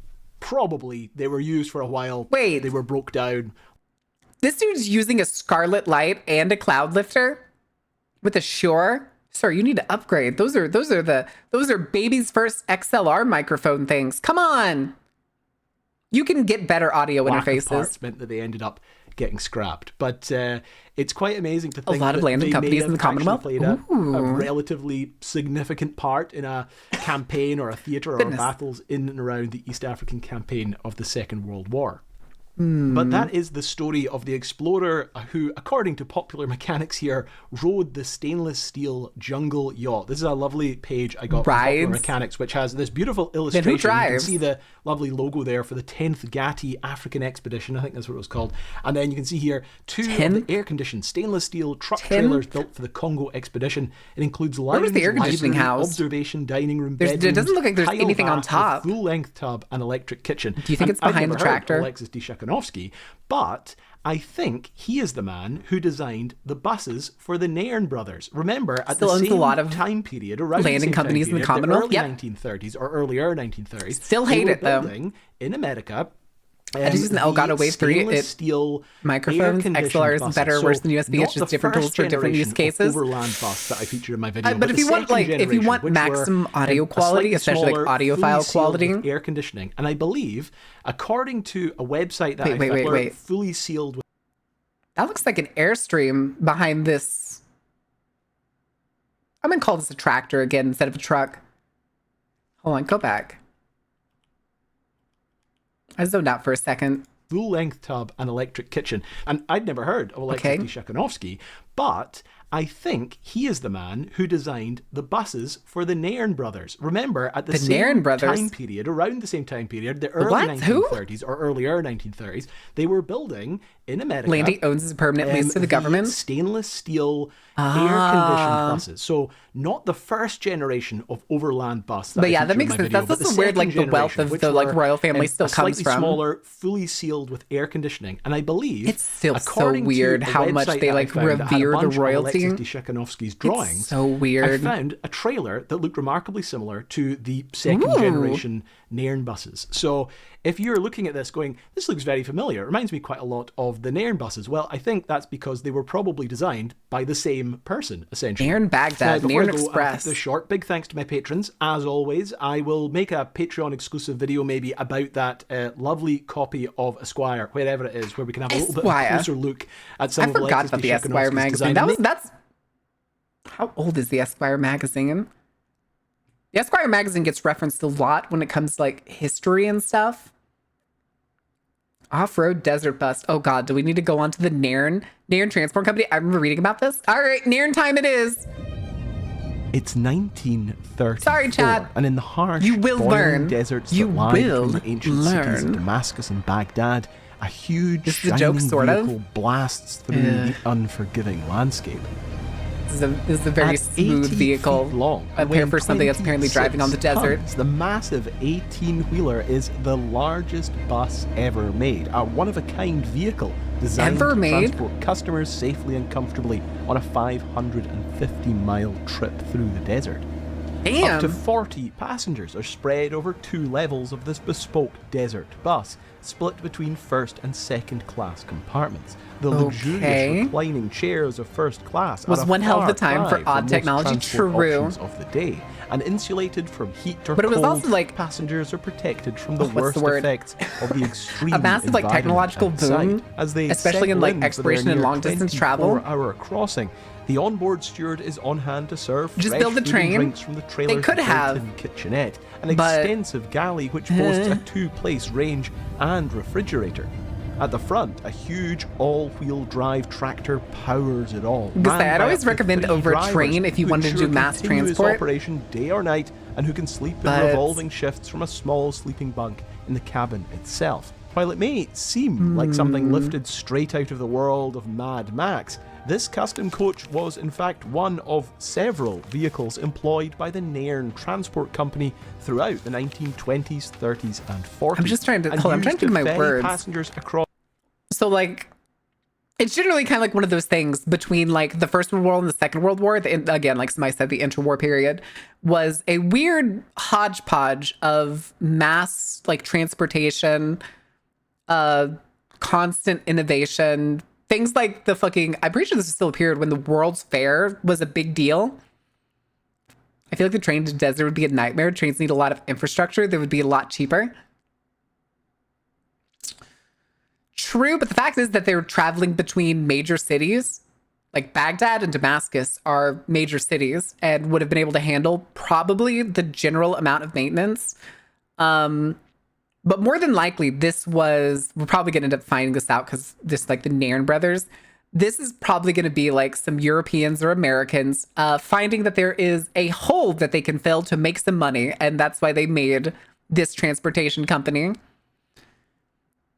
in these countries. I am almost certain it was not made out of some, what's the word? I was going to say chauvinistic. That's not the word I'm looking for, though. It's not out of the goodness of their hearts, I bet. I bet they did not make this transportation company out of the goodness of their hearts. But we'll see. Millions of miles altruistic, that's the word. Thank you. Over their lifetime. Thank you. In an era before the my brain works too fast. Sometimes I skip over the words and then I forget what the word is. The most luxurious, reliable, and fastest transport around. Starting first with small, simple motor cars before eventually evolving into Mauritania large, Railway, modern, and custom buses, Railways, and featuring numerous innovations, including the first ever air conditioning ever fitted to moving vehicles. I mean, even in a desert, like there's trains that go through the deserts. Amazing, unique here in like West Texas. And what happened to the Nairn's incredible desert buses? I mean, I know heat's usually a thing. The Middle East was a burgeoning hotbed of new enterprises, nations, and Anglo-French administrations. Rapid change and modernization was spreading across the region, and alongside it, the motor car. Trucks and cars arriving in the Middle East or left over from the war had a problem, however. There were little to no trained mechanics or drivers who could keep them luxury for running. Visitors is way more profitable than usefulness for locals. Correct.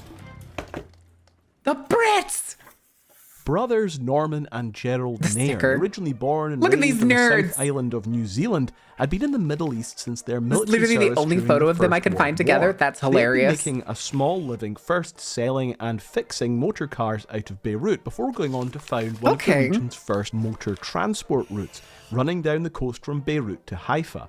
While the route gained the brothers a name for themselves as skilled mechanics and businessmen, finances were constantly tight. By 1922, I'm pretty sure it's named after a river. Competition from an increasing number of transport companies with deeper pockets and newer vehicles, the brothers were forced to close the route. However, the Nairns' mechanical expertise and skills in motor transport were well regarded, and soon I can't get over the weird little explorer hats that these guys are wearing. Expedition, crossing the Syrian desert by motor vehicle in hopes of establishing a viable route across the stretch of wilderness between British-administered Baghdad and the French-held Damascus. Such an expedition by motorcar was a significant and possibly dangerous undertaking, but they were encouraged by support from an unusual party. History sucks when you start reading some of these things and you're just like, oh yeah, these amazing civilizations that like had their own cultures there, everything. And then you hear it like historically and then it's British administered and French controlled and you're just like, the thing is though, is I think this is the Syrian desert. The Syrian desert, I think, it's not very sandy. I think it's mostly rocky. But I don't know how good the foundations to put down a train track is. But the problem, too, though, with putting trains down at this day and age is that's a government endeavor. At this point in, like, yes? What is it, Dave? Lost interest? I'm sorry. You said my name multiple times, so it feels like it's important. But I was going to say, at this day and age, like making trains, I'm pretty sure was a government. Look to the north. Yeah, I see the French mandate up there. Is that what you're talking about? I see Syria. Do I need to look more north? Damascus? Are you talking about the...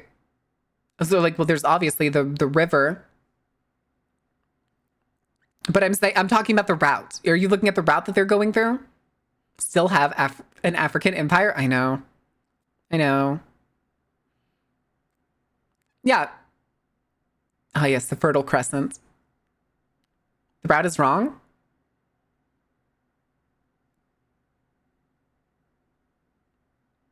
Is it... Why? Wait, I don't understand. Why?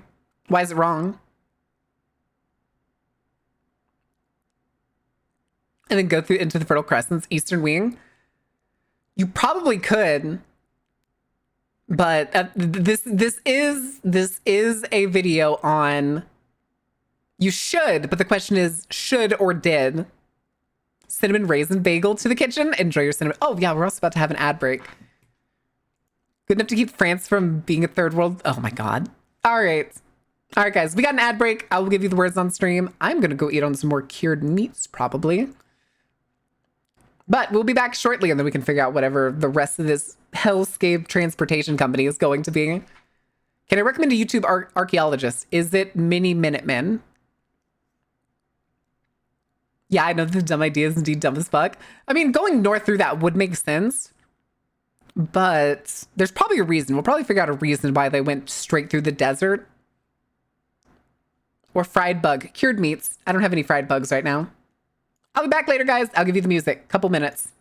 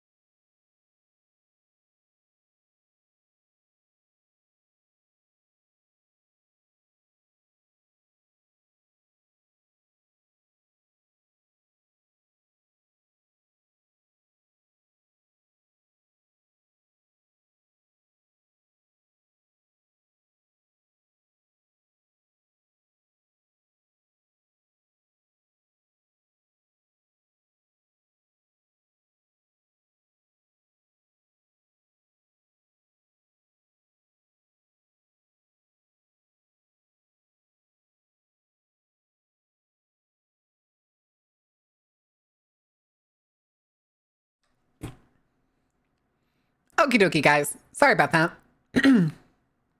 I had one leftover tamale from a pack of tamales that I got like a couple days ago. Fucking love tamales, dude. They're so goddamn good. They're good for the soul.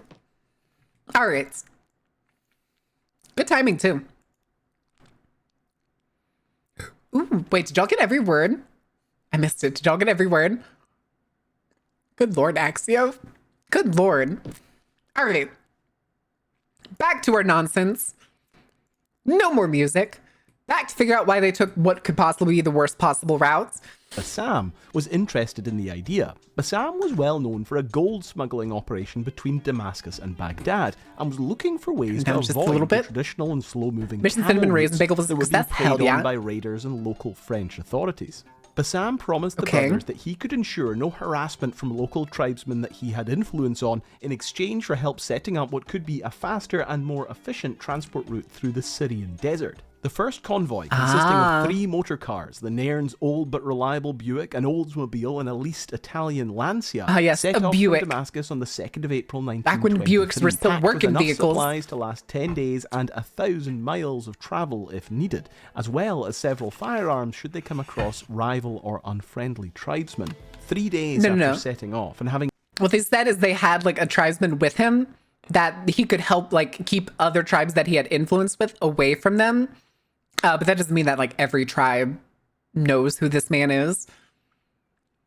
Basically dodging natives by going through like the inhospitable part, which was the attempt at establishing a faster, more reliable trade system.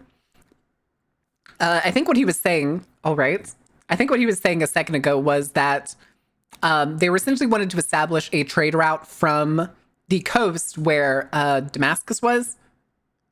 Yeah, I'm pretty sure I don't have the backwards. Where Damascus is, to go to Baghdad, where the British were, instead of having to transport by land from the north, they could instead transport by sea from the west, and then have it transported through Damascus to Baghdad. It's an attempted play to get money from the British.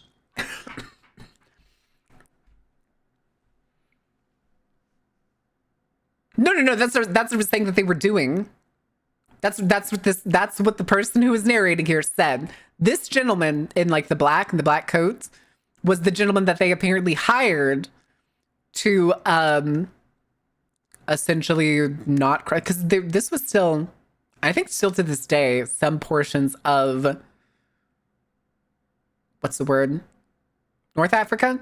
Equatorial Africa, I think is what they used in the last video. A lot of weight? Yes. Yes. I don't understand what you're telling me. Dave, I don't understand what you're getting at. I don't know what you're getting at. Yes. He's saying that he could try to keep, like, he would keep the tribes that he was affiliated with away from them. He said, the way he worded it was he was going to use his influence to keep, like, try to keep them away. And then, of course, there's going to be some tribes that aren't related. Don't care about the wrath of said person, and everyone knew everyone among the districts. I wouldn't say about everyone. You can never say everyone. Plus, you're crossing what was essentially country lines, but that's more like probably colony lines. So who knows? We can only guesstimate with what information we're given. Like, that makes sense. But even then, like, there may be traveling tribes that are new to the area that do not know who this man is or anybody affiliated with him. Like, there's options. It's never a 100%, especially when there's nomadic tribes. Population low tribes are more important than states. That is a factor. Yes, true. True. We good? We good? There's a thing? Wait, what thing? There's the thing? I was gonna say, I'm going off the words that he's based on, and that I can only placate what I vaguely know about the area.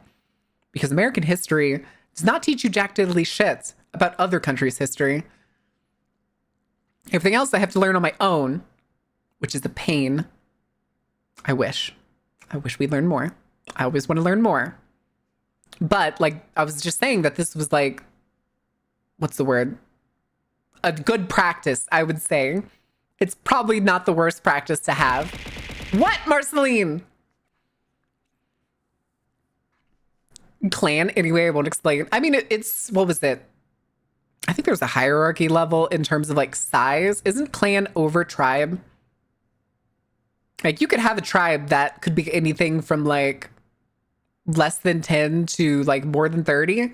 And then a clan could be much larger. Or do I have that backwards? It probably could be interchangeable. It probably depends. The Middle Eastern desert regions. True. Don't you wink at me, Marceline. All right, I think you might have missed the word. No, I saw it. I just wasn't going to do it until we started the video again.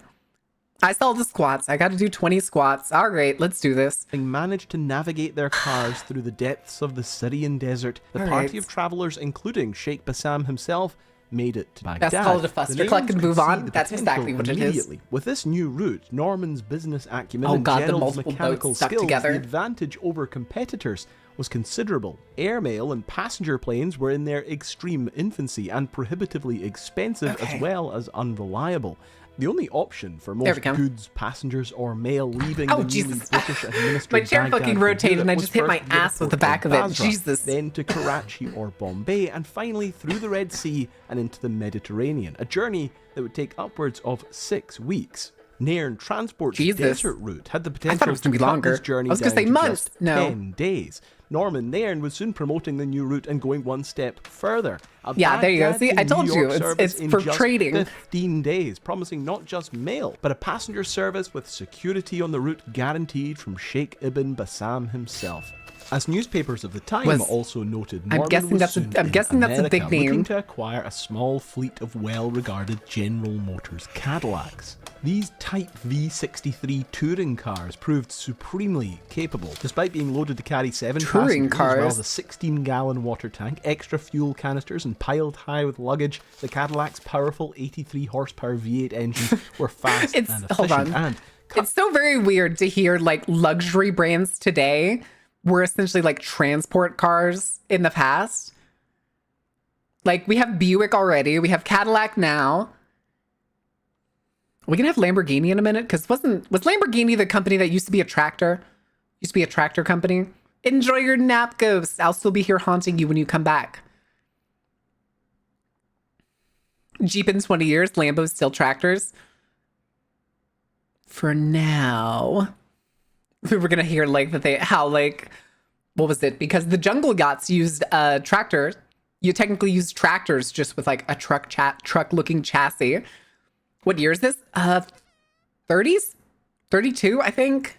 Down the journey time by 2 hours over the Nairn's existing vehicles. Despite the challenges and dangers, the service quickly grew in scale and revenue. What started first as a 2-car weekly convoy had soon grown to a regular service running up to 12 cars and travelling up to 70 miles per hour on some stretches, often outpacing competing airlines flying similar routes. By 1926, the Nairns had begun to use a variety of large Safeway buses, Why did they go down the comfort and elevation and then back travellers, and which soon became a recognisable sight like the earlier Cadillacs, featuring on a number of company adverts and flyers. In a radio interview recorded during the height of their operations, Norman Nairn recalled the challenges of their service and the gradual increase of vehicles on the route, eventually culminating in their most impressive creation. The heat in the summer runs up to 110 in the shade, and there is no shade. Sometimes it is found necessary to wear gloves to change a burst tyre because they get so very hot. Between Amman and Rutba, the cars had to cross a 40-mile belt of lava boulders. There was no boulder smaller than 6 inches in diameter. In the winter, it gets very cold, and there are heavy rainstorms which turn the desert into a sea of mud, and frequently the buses stick. However, each bus carries 4 days of food, so the passengers do not suffer unnecessarily. In 1926, the old white Cadillac cars were British Radio Man accent? into a 6-wheel deluxe bus, which carried 15 passengers in Pullman chairs. These were very successful and continued until 1930, wicker chairs? when the company experimented with a light semi-trailer towed with a Buick Roadster. This was so successful, it gave us the idea to build a very large semi-trailer coach, which came into service in 1934. Okay, we're at 34. This coach is 80 feet long and carries 40 passengers. Has a buffet on board with oil World's largest bus, and apparently still the world's largest bus to this day. Tons. The Nairn's huge Marmon Herrington was a revelation. It was the company's first attempt at a large custom-built vehicle designed entirely for their uses and needs, and was unlike almost anything on the road at the time. Is there anything that compares to it besides like the jungle drive yachts? Systems were well regarded, and the Nairns had seen them be put to great use by the Iraq Petroleum Company, which had been using them in their efforts to build oil pipelines across the Syrian desert. It was powered by a newly developed 188 horsepower Hercules diesel engine with a 12 forward speed gearbox and 3 reverse gears. Should it ever become stuck, the trailer could be quickly unhitched and the tractor relocated to pull it out, an issue which had plagued the large and heavy Safeway buses. The main luggage hold was located in a large compartment at the rear of the trailer. To the north? The secondary Wait, were you talking about 1930 was the a total luggage capacity of almost 2.8 Yeah. tons. I think that's what he was talking about before, like that northern white line that he drew at one point, I think was the railway that he was talking about. But that still meant that they had to bring supplies down, go off the East Coast, and then transport all of their goods around the southern end of the Arabian Peninsula and all the way up past Egypt. No? Cool. The interior featured comfortable airplane-style recliners in first class and storage bins located on the ceiling that gave an extra 900 kilograms of storage. One level up on the rear of the coach was the second class compartment, which was slightly more cramped to make space for the cargo area under the floor and featured no overhead Oh, okay. storage. Did you say this was did you say this was the lower class? Because they said there were two classes. The coach was the second class compartment, Okay, which was second slightly class. more cramped to make space Coach for the and second cargo class, area okay. under the floor and featured no overhead storage. The trailer also included a toilet, though it's not exactly clear where this was located, most likely between the first and second class compartments. Wait, nobody knows where the toilet was? The kitchenette, a relatively spacious galley which contained the... Is there not any like internal pictures or anything of this stuff? Or descriptions? Or hell, even just lasting models? Like there has to be, right? Preparation area. There has to be some lasting models somewhere. During the journey. Like we have even older cars than this thing to this day. Which could be used by the conductor or steward in the trailer to communicate with the drivers in the main tractor. Nairn vehicles would always operate with at least 2 drivers to ensure continuous operation and especially to prevent drivers falling Only known asleep photo of the during tractor long cab. nighttime Y'all need, they drives need to through take the more wilderness. pictures of this For shit. the tractor, a small bunk was also located behind the driver's say that as bench somebody for who one to never rest takes on pictures. the 24-hour journey. The trailer was entirely custom. Or they having been didn't built at the survive, Bender maybe? Body Company of Cleveland, and the tractor a modified design. I mean, I guess that's of why one he's of mostly Marmon using like Herrington's media three-axle readings. all-wheel drive trucks. So the largest bus in the world made quite a splash with the local media of the time. If you go and look at the records, it's you'll all find like quite it's a mostly lot of media information postings about and its pictures and commissioning stuff. and its building, especially for in that. local American newspapers from where it was built. But in terms of the sources out there to give us information, I'm also about surprised though what there's this no bus looked like schematic and or how it anything. functioned, there isn't a huge amount. There's not that many photos of it. In fact, the best and some of Not the surprised only it's gone. photos of That's the true. interior. But the thing is, I also wouldn't be surprised to find that there's like rusting hulks out in the desert of them, or maybe shoved in storage somewhere. Like you'd be surprised the kind of things that just get shoved into an old building and forgotten. Like that shit's insane. That's why Urbex is so much fun, because you'll go into a place that people have been like, yeah, we don't know who owns this place, so we've kind of just left it for 60 years. And you go in there and there's like a car from the 50s and you're like, huh. Up to the northwest and Syria, then turning west towards Aleppo, then connecting into the Hijaz Railroad, which ran from Istanbul to Mecca. Okay. Okay. Anyway. Especially of this vehicle, come from this magazine, Popular Mechanics. It's actually March 1934. That is a big I need to magazine. find the page. Funnily enough, I'm just looking through this right now, and there's an article. Where does he in get these here about magazines? Airmail beacons, and I made a video all about airmail beacons, and I had no idea. I had a magazine that actually had loads of information about them. But anyway, you can go watch Airmail that video beacons. next. So here's the article here, and it's fantastic. Streamlined bus replaces that like camels in desert is the headline. early And then digital These messaging? are two I of know. the only, there's left laying another around for much couple of longer. photos showing the second class compartment a little bit further back. But I mean, These there are could be two of the only remains. photos I've ever found of the interior. I think they did of say these this were bus. stainless And steel most holes. importantly to me anyway, includes possible? the galley. You May can not see may here not be in good details condition, of the mind galley you. and how it functioned. And when it came to making that incredible 3D model that Brendan's put together, these were basically the only sources that we had to go on. Now it says here, travelers across the Syrian desert from says Baghdad Bayer. to Did that Damascus box have the can now Bayer use a logo on modern it? motor coach The Aspirin instead of a company? camel. Of course, for like the past decade, they've been using Cadillac cars. But anyway, an American manufacturer recently delivered 2 huge buses for this traffic, one for freight and the other almost as big as a Pullman car for carrying passengers. Pullman so they car? mentioned 2 vehicles there, a freight car and a passenger car, and that's true. So Hold on. Are these called Pullman cars, or did they call hold on, I'm gonna Google that. I don't know if anybody in chat would know. Pullman car. Oh, okay. It's literally just a passenger train. Okay, that makes sense. Oh my god, these are so lovely. Trains are so cool. the Nairns paid But not for proof. I know, that's what I was custom, saying. Like, Pullman-style things can coaches, last they a called it. They also while. had delivered a more stock conventional I'm also more version concerned about of them the being Marmon Headington, probably being like all-wheel shoved in a drive storage area tractor or something. with a much more boxy freight trailer. Because Or hell, remember, even one of the most requisitioned by the important military. Do you know how elements much of the old Nairn shit the Transport US Company's military kind of still sales uses? pitch was the fact that you could take a lot of luggage with you. So not only could you travel in comfort, as you can see here, you've got a lovely, comfortable seat. I'm telling you how much You've old got a shit is kitchen just and a galley taken by serving you other food and military cold companies drinks. There and was they actually still use a it. fridge on board. It was essentially an ice box that you could fill from the outside, and you could put fruit and veg. Hi, and stuff Brother like Tron, that, how are keep you that doing? cold. What trouble are you But getting also, into? it had a number of copper pipes running through it, and the water tank on board would Copper be pipes, filtered never mind, this through thing- this thing ice is box, absolutely and then coming torn out of this apart. tap would be lovely cold water. Again, quite a luxury if you consider traveling through the desert. You know, the stifling heat. This was a huge part of the Nairn's sales. Cold pitch to water in the customers, desert? especially as the competition from aircraft got Rivals tighter and news, tighter. what's But the new? one thing that the Nairns always Have they finally over the announced, aircraft up the until, Thing and the very Human end Torch? was the fact that you got far more luggage. Are they coming out? I think at the start, Are they according out? to the old brochures that you can look through, you would get £60 of luggage for free included with your ticket. And I think it was one That's pretty shilling good. per £1 that you went over your luggage allowance.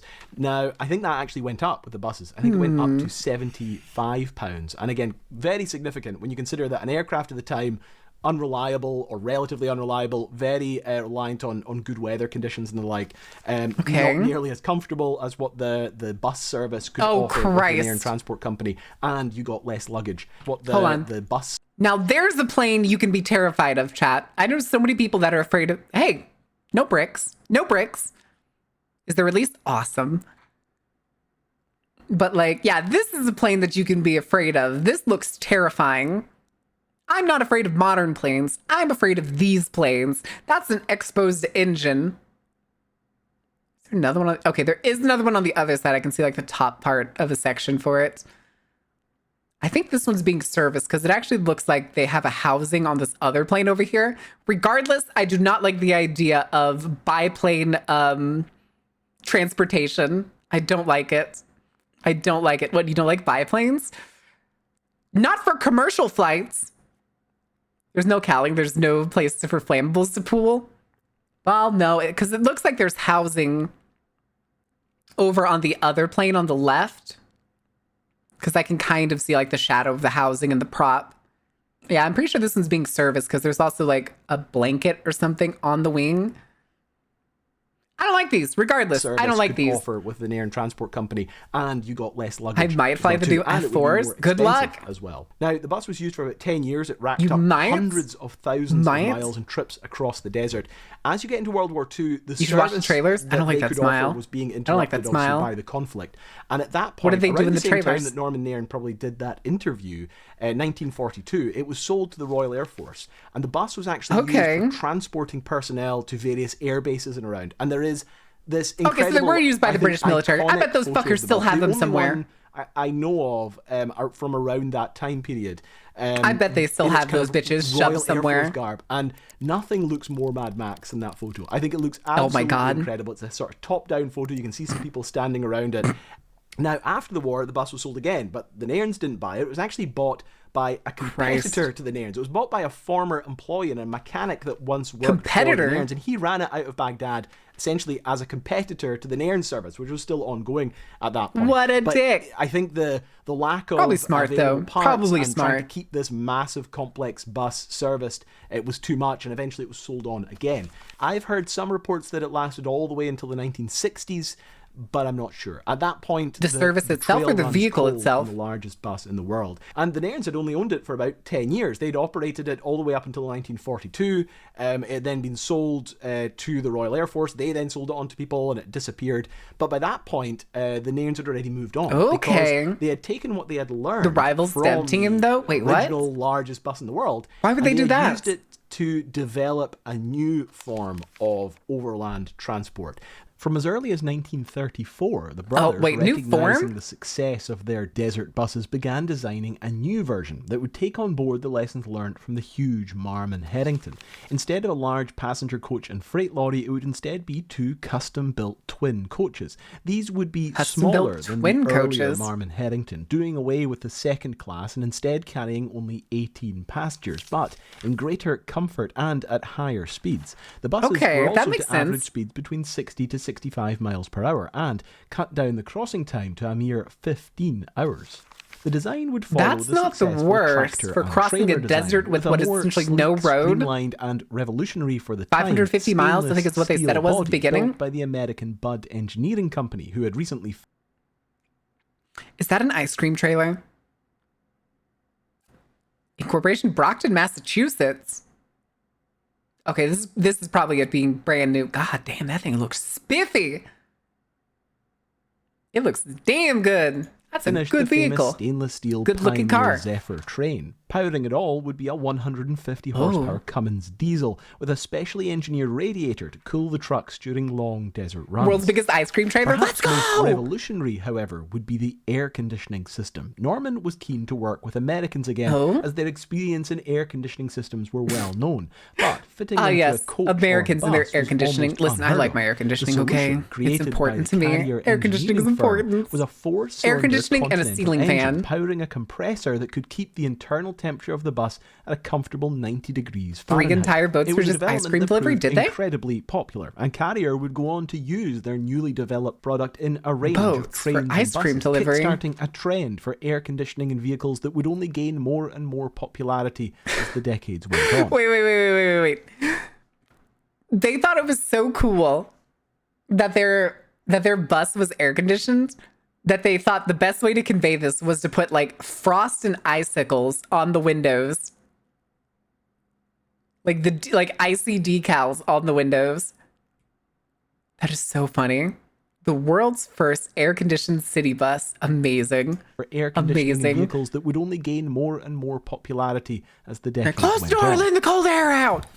So it's taken me about 2 years to track We need down more magazines like this. magazine. Magazines I know are so that sounds cool. ridiculous, but I ended up finding And this in a small Burmobiles. bookshop in Canada, and the owner of the shop was kind enough to send this all the way over to me. This is Modern Mechanics. It's a competitor. It was a competitor to... Wait, were they right? The team director got laid off too. It's so fucked. Disrupt one of the most saturated genres to massive success and still got... Yeah, that's fucking stupid. You make one of the most successful games in recent years, almost essentially dethroning a game that had essentially been phoning it in for at least 2 to 3 years. And then you're like, all right, guys, you did a good job. Gotta go find another job now. You made us our money. Time to go. It's fucked. Anyway, to back to Popular bus. Mechanics, and this is the October 1937 edition. And the reason that These I are have been such looking cool for it for so magazines. long is for this incredible article. So this lovely article here is about the two. I wonder how you Pullmans, do the research to final find out which iteration, article the that it would be ultimate in. expression of the Nairn Transport Company's drive Much of this to is make the recorded most online, luxurious as overland opposed to just in transport these that they could. magazines. And in many ways, these two buses were like the final iteration on all the lessons learned throughout the years, all the way from the early Buicks and Cadillacs to the buses, the Marmon Headington, the biggest bus in the world at that time. And then they finally culminated in these slightly smaller, more nimble overland buses. Wait, what the fuck is but that door? built That looks like with, something that's carrying a high horses, degree not of people. luxury and comfort, which were competing again with the airlines of the time and aiming for speed and efficiency as well too. Can you imagine It actually buses mentions competing in with this airlines article today? here, the new buses lop 9 hours. Granted, from former fucking crossing airlines time are way and make too the 600 overbloated as mile they trip are now. over the trackless waste in 15 They need more hours, while regulations. They passengers need more comfortably regulations. sway I'd hate to on say it, rubber but they cushions. do. And these buses were tremendously successful. I've always been a little bit more At the economic interested level. in Norman Herrington because it's just such a Granted, huge wait. and unique thing. I forget, did the crash at 7? Hi, Gaia. I forget, didn't some of the government layoffs, didn't a section of them target specifically like air traffic control people? I forget. Does anybody remember that? Thank you for self-care, Gaia. Bring back the fancy passenger truckers. Maybe your airlines need more regulations. That's for sure. I'm talking about the American ones, because American Airlines, not like specifically the company American Airlines, but American airline corporations will do whatever the fuck they can to screw you over. It was up until I think 4 years ago, because I think it was Joe Biden that signed something like it into law that essentially mandated companies to actually give the customers their money back if their flight gets canceled. Because previously, there was nothing stopping them from just saying, oh, darn, I guess you'll have to buy another ticket. The Cessna 172 is technically modern. Huh. Fight Club memes. The ones that came about when like American Airlines had to drag somebody, or United Airlines had to drag somebody off of the plane. Ignore the ashtrays. Built-in ashtrays are so funny in older vehicles. Not get burnt to the ground. They're too big. They're too big. There was, I don't know if anybody remembers this, but back to when COVID like first hit and all the shutdowns happened, and essentially there was a point, I forget which airline it was. It may have been American Airlines or I think it was Southwest. I think it was Southwest Airlines. Was essentially at threat of going bankrupt. And the US government apparently at the time was like, no, we can't risk one of our largest airlines going bankrupt and leaving that void. So we're going to bail you out. And they did. They bailed out Southwest Airlines, and they still exist to this day. And it's not the only time they've done that. Anytime there's been a like bad season for airlines because they constantly operate and they're dumb as shit. This happened to here real quick. This is the problem that airlines do all the time. Pan Am Airlines. So some of us probably don't, this is a movie about Pan Am, but Pan Am was an actual company. Pan Am was an airline that did the thing that almost every airline continues to do. They start to overswell. They have success. They buy more planes. They overreach. They have one bad season, and then they have to start cutting. And Pan Am did it so bad and so poorly, they went bankrupt. And it happens that the industry as a whole and most American airlines did not learn from it. They continue to do the same shit. They have a good and profitable year, and they just keep swelling. They make themselves bigger every time they get like enough money to like be able to buy more planes, to make more planes, to like get another terminal somewhere or anything like that. And then they fail. They have one bad season, one like holiday season that isn't good enough, or 1 year in the case of like COVID. And then the government, they go crying to the government, and the government bails them out nearly every time. Pan Am was just the first example of a company doing that. And of course, when Pan Am failed and completely crashed to the fucking floor, companies were like, oh, okay, maybe we need to be a little bit more careful with it. But they didn't learn their lesson, and they just kept doing it. No, it's because I'm not moving my mouth too much. I can enunciate a lot more. But I was really kind of getting those words out as fast as possible. American corporate socialism for me, not for thee. Correct. Hi, Ordain. Where are you running to? Keep saying it's a haven of capitalism, and the US government keeps bailing out. Can't forget about banks. Can't forget about banks being too big. They can't possibly fail. They're not allowed to fail, because if they start to fail, The government steps in. She finished saying floor before her lips. It's a little delayed. It's probably because I'm talking so fast. Like, it's fine on my end. Bah, bah, bah, bah, bah, bah, bah, bah, bah, bah. If the SCP Foundation comes looking, you haven't seen me if they ask? Okay, good to know. But these buses were the real workhorses. And good luck, they Gordane. put in the work. I think, but they said in one of these books, by 1956, Gordane just a whizzing these past. buses had racked up close to Hi, a Beak. How are you million doing? miles in the constant Jesus. traversal back and forth across the desert. Hold on a and second. that's a testimony not only to the buses, but also the engineering and I have the to whip my hair workshops, back and put it under the and teams headphones. of engineers that were keeping these buses running.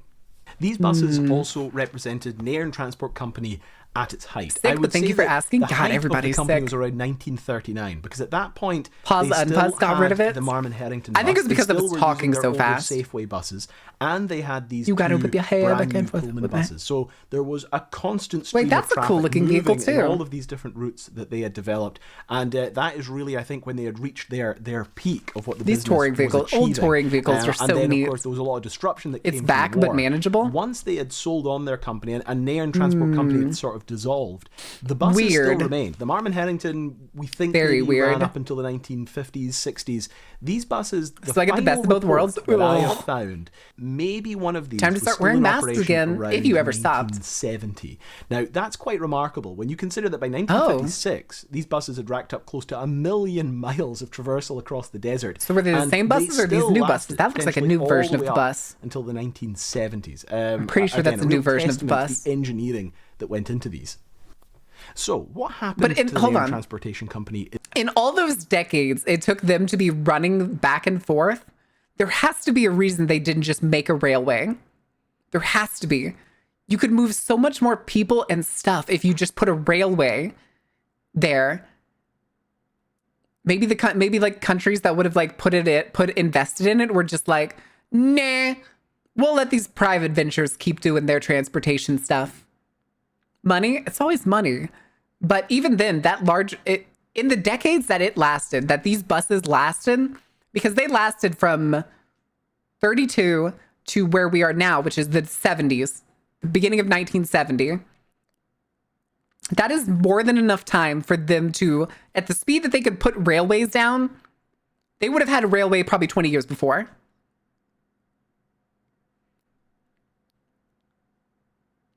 Which took a bit more time. Dave, I know, but it doesn't connect to the West Coast. They still had to come down from the north and go east. That's what they mentioned earlier. But there's no...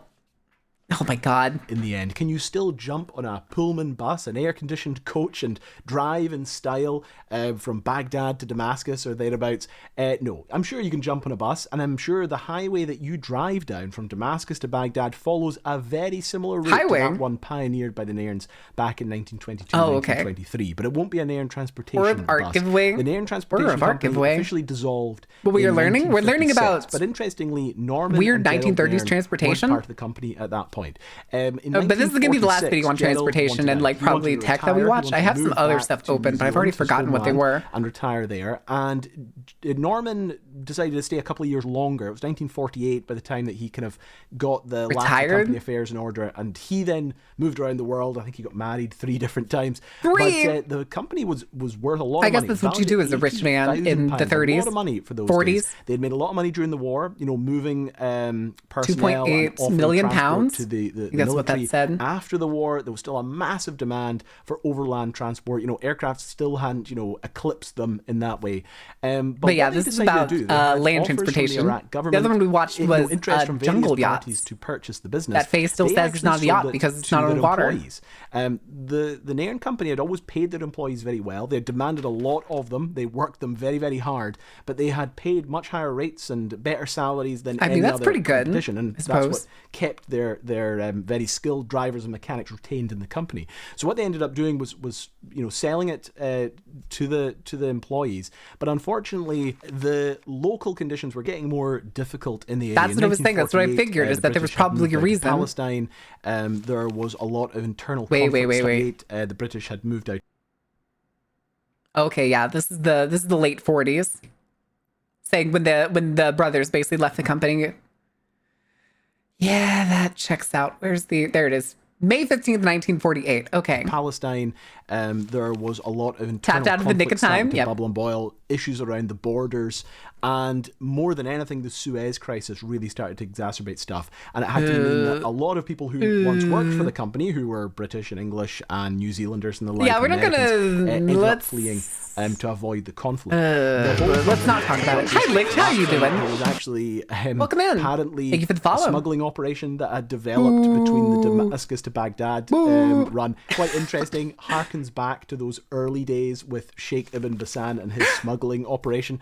But Smuggling with these operation, vehicles, which okay. are being used now for smuggling, it was alleged seized by the authorities. There wasn't enough money to release them. The shareholders Yeah, didn't have we'll enough roll capital over on it a hand, little and bit, but basically we're still the hitting them with the company bull. collapsed. And it must have been obviously quite a sad experience for the Nairns who'd built this company up, Only handed for it it to to their crumble employees in a and the year. people that they had worked with over the years, and then seeing the entire thing falling apart. A lot of their colleagues and people that they had worked with for years basically had to leave the Middle East with absolutely nothing as a result of this entire company kind of basically falling apart. But a fascinating Well, I story. mean, the fact that they yeah, had not a lot of managed companies tend to keep survive. this You're welcome, no business problem. going Plus, they like and running VTubers because they like throughout hiding. all of those years, I think, is actually quite remarkable. Hiding. And the level of development, moving from those tiny little Buick Roadsters all the way up eventually Hiding? to these huge, massive buses featuring air conditioning, something that Are they gone? not even the most luxury trains of the day anywhere in the world would have featured, is really quite remarkable. I do sometimes think maybe Wait, featured air conditioning? Is that what he was somewhere talking out there about? in the Middle East right now is the old Wait, when did trains scrap get air stainless conditioning? steel car of one of these Pullmans. Maybe it's just sitting out there in a scrapyard. Maybe it's been repurposed Quick, someone go as look a up what your garage or a train's got shed air or a conditioning. workshop or something. It's amazing sometimes how many of these things Hi, suddenly Rin. crop up. So you never know. Does Maybe anybody know one what your day train's got air some conditioning? of the Nairn transportation heritage will eventually kind of bubble back up to the surface. But 50s? anyway, amazing topic.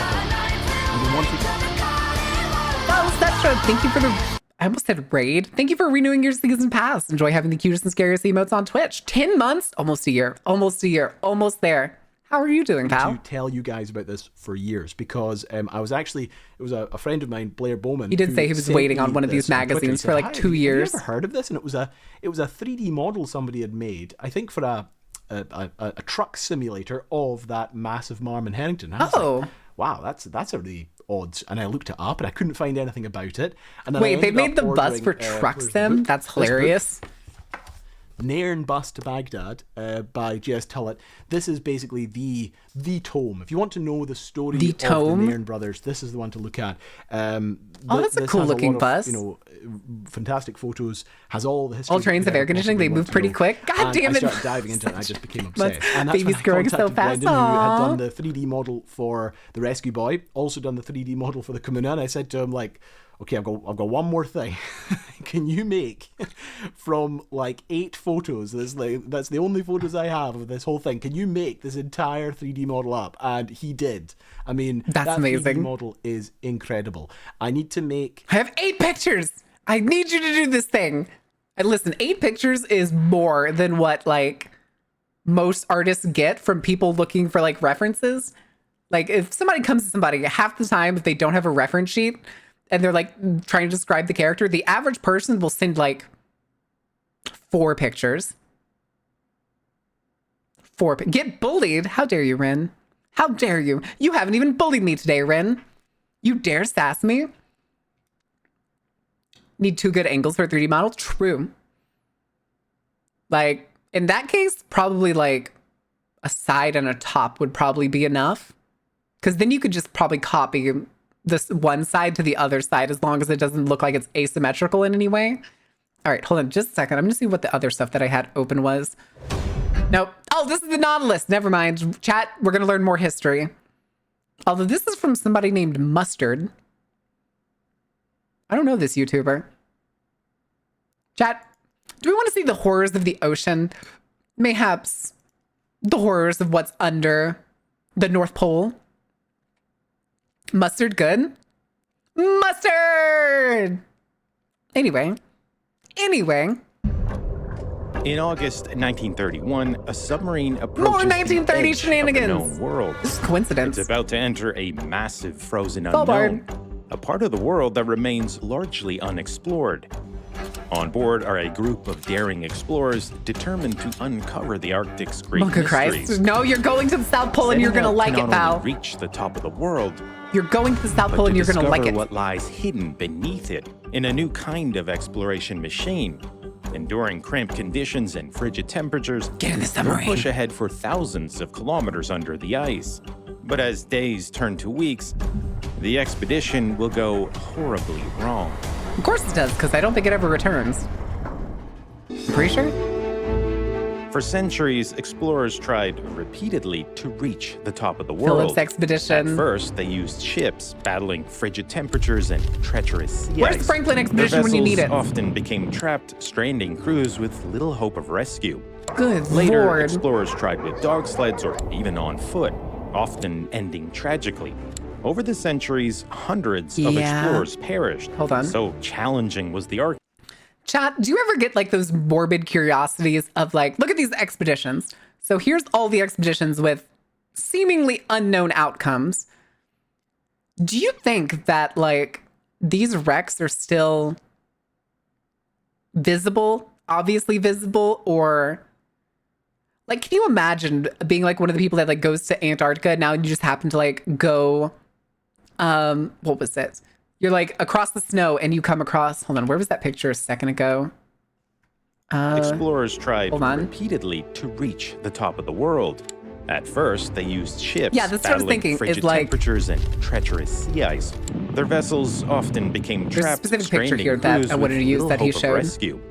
Later, explorers tried with dog sleds or even on foot, often ending tragically. This. Something like this. Can you just imagine like you're exploring, you're just like going about in like Antarctica just to like maybe map out what like the current ice mass is or something. And it's basically a Mount Everest moment where you just see what is essentially this old frozen corpse just like either standing or like sitting on the ice, just there. Would you be scared the hull isn't damaged halfway down the ice? True. You do have to imagine that the Tragically, ice. over Here. the centuries, The ice would have to continue supporting the ship. 1. 2. This looks like a steel ship. Okay. This looks like a steel ship, but it still has the sails. So theoretically, more than likely, it would take quite a lot in a stationary ship to break the hull. Granted, you have to count for rust. Kind of depends. I know there's some expeditions that you can actually still visit. I think technically one of the ships of the Franklin expedition you can actually visit because it's grounded. I think it's like on its side, but if I remember correctly, I think it's like way up north. You can still technically visit one of the crash sites. Okay, I had a spam phone call. COVID stopped tourism and gave the locals a chance to clean up all the corpses and garbage built up on the mountain. I did hear about that. I heard that a lot of the like landmark corpses that people typically read about in like older books and stuff for climbing Mount Everest are now gone. But also just be horrified because some of them are like 3,000 years old. Oh, there's no telling. Like, we covered this once on stream. There was I want to say it was in northern Canada, or maybe it was a Scandinavian glacier, that at one point, when the glacier started to melt in, I think this was like early 2000s, maybe 90s, somebody essentially went up there and discovered a body. They thought they discovered like a murder victim. But when they finally went up to exhume the remains of the body and its belongings that were in the glacier, they ended up finding, I think it was a human body that was like 17,000 years old or something like that. It was ancient, and he was wearing like a frond cloak and stuff. Otzi? No, not Otzi. No, this isn't Otzi. This was a situation where people thought they had like a murder case because apparently they had been finding recent, quote unquote, recent at the time, like a serial killer case going on in the area. But one of the bodies they found that had like thawed out of the glacier ended up being ancient. I wouldn't doubt it. Before the number was said? Yeah, no, that makes sense. No, I know Otzi. Isn't Ozzy also the one that some people think is cursed? Because all the people that like found him and handled him were essentially killed in, let's say killed prematurely. We're just going to say killed prematurely. Anyway, back to this. Hundreds of explorers perished. So challenging was the Arctic that the first undisputed discovery of the North Pole wasn't until 1926. Disputed? And it was only from the air, in a modified airship that never even touched the ground. So when accomplished that's probably Sir clever, Hubert honestly. Wilkins planned to set foot on the North Pole, guys, we're just going to piddle on over, we'll take a look, and then we'll come back. Do it. The North Pole doesn't lie on a continental landmass like the South Pole. Instead, it's located in the middle of the Arctic Ocean, amid waters almost always covered in ice. Wilkins was convinced that a submarine would be the ultimate way to reach the North Pole, and fitted with the latest scientific equipment, it could help solve the Arctic's great mysteries. Who cares? There's no penguins up there. In the summer, first sailing across the Atlantic, then all the way up to the Arctic Circle. From there, his expedition would head west, spanning over 3,000 kilometers. Over 6 weeks, he'd zigzag underneath the ice, emerging from the deep through any openings, before finally ending in Alaska. To fund the expedition, Wilkins put up his own savings and raised money from wherever he could. He lectured day and night, and even wrote a book outlining his ambitious plans. But it still wasn't enough. He'd need serious backing. A knighted gentleman? I wonder what he's knighted for. To turn his scientific pursuit into a media sensation. Turns out it's easier to just melt the polar cap and look afterwards. Christ. That sounds like the capitalists. Hi, Buff. How are you doing? That sounds like the fucking, Christ, that sounds like the capitalist mess. Like, guys, we need to know what's under the North Pole. All right, I have a plan, guys. Let's break out these gigantic flamethrowers, and we're going to point it directly on the ice. You have two problems. One, no crabs. Two, no penguins. Two, huge crabs. Correct. And I think narwhals. Narwhals are northern, right? I'm pretty sure narwhals are northern, not southern. Anyone watch Stargate SG-1? No. I have not seen any Stargate. Ice was the kind of thing that would sell out newspapers. So Wilkins made a deal with newspaper magnate William Randolph Hearst, a man with a flair for sensationalism. Everybody loves sensationalism, especially when it comes to raising funds for things that probably don't matter that much. To create even more buzz, Hearst orchestrated for Wilkins to meet up at the pole with a second aliens expedition. In the north? The massive airship Graf Zeppelin would fly overhead just as Wilkins emerged from the ice, captivating the public with headlines of the pole being conquered from above and below. If he could pull off the stunt, Hearst offered Wilkins a $150,000 prize. All that was left was to find a submarine. That's a pretty good prize. Oh, wow. Wilkins planned to reach the North Pole in the Nautilus, a retired World War I era tech sub that had been heavily modified by renowned naval architect Simon Lake. A World War I submarine. What no submarine had ever done before. You're a brave the man, voyage sir. would be fraught with danger, including the risk of a collision with the sea ice. So Lake reinforced the Nautilus's bow with heavy steel plates and concrete, and added a hydraulic impact absorber to soften the blow.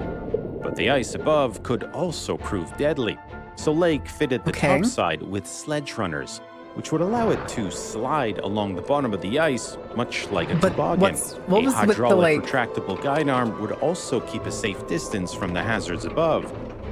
The Nautilus could be confined under the ice for days at a time. It doesn't seem like they had any external. But it would eventually need to surface to take on air and recharge its batteries. A lack of openings in the ice. Choice. Well, okay. So this is the thing, both with diving and with submarines, buoyancy. Buoyancy is a vehicle's tendency to resist essentially the downward motion of like sinking and stuff. So in the case of the submarine being filled with air, that already gives it high buoyancy. Weighting itself with concrete is probably not that unusual, I'm guessing, in submarines. But it's also why ballasts exist. Ballasts are just the way to counteract the upward buoyancy of an object, which is why when you're diving, technically your body has its own upward buoyancy, as well as if you're wearing like a neoprene wetsuit, or because you also technically have a can of air on your back, which is highly buoyant. You have to have extra weights. Diving is just playing with buoyancy. Their diesel engines were also cursed. I'm not surprised. I'm not surprised. Also, check out the new merch. So Lake I'm terrible at innovated chilling a for merch, series but of drills I actually bought capable of I bought a boring crew neck and a through the hoodie. ice, It's really cool. allowing the Nautilus's crew to drill through up to 20 feet to reach the surface. Oh. In place of the original torpedo tubes, Lake added a pressurized diving chamber where the crew could lower instruments to the ocean floor or conduct dives. In all, Simon Lake made dozens. They made a pressurized diving chamber in a World War I submarine with the hopes of doing ocean floor diving at the North Pole. These were very hopeful people. The new Uwu merch? Yes, the new Uwu merch. These were very fucking hopeful people. Okay. Dozens of modifications. Dudes rock. Oh Originally built for World War I, Dudes rock. the Nautilus would now have to battle Mother Nature. But hold on, why does this model The Nautilus would now have to here? This model has like this guard up here as if it's like meant to have somebody on it. This station, but in the one where they're actually under the water, this is all removed. Maybe this is just the original one and then the other one's like the modified version. But it still has like the shock absorber in the front and stuff. It's very weird. battle Mother Nature. Remember how the only On structure March I could pull was the bust of Lenin? 1931, Was as the it? I did not know expedition that. prepared to set off, Wilkins put on a brave face for reporters. This isn't well, it's kind of interwar. I'd say interwar exploration was an absolute nutcase. Hi, Ember. Nothing could go wrong. Bonks the single iceberg. Oh no, it all went wrong. Welcome to Facts, Lamau. Just having things on board now for the final inspection before leaving the dockyard. We expect in about 6 or 8 months to have made the trip 2,000 miles under the ice, starting from Spitzbergen, somewhere about the 200 miles under the ice. But deep down, My Wilkins goodness. was worried. Of course he was. He feared That man that wasn't many even of the opening his sub's mouth. novel features were unnecessary, Go get 'em, even boys. dangerous. He had reservations about the sledge runners, the ice drills, and the shock absorber, which he worried would actually lodge itself into the ice, trapping the Nautilus beneath the surface. Wilkins insisted on installing a photosensitive electrical cell to measure the thickness of the ice above, so Okay. he'd know where to surface. But Simon Lake denied the request. What the fuck? The Nautilus was Lake's Why submarine. couldn't you make that? He's the one who leased it from the U.S. Navy. Okay. Okay, guys, we have a commercial break. We'll be back in a couple of seconds. I am going to rewind it a little bit. Yeah, we'll go here. And I will give you all this, and I'll be back in just a couple minutes. Don't burn anything down. Don't set anything ablaze, and I promise I will give you music.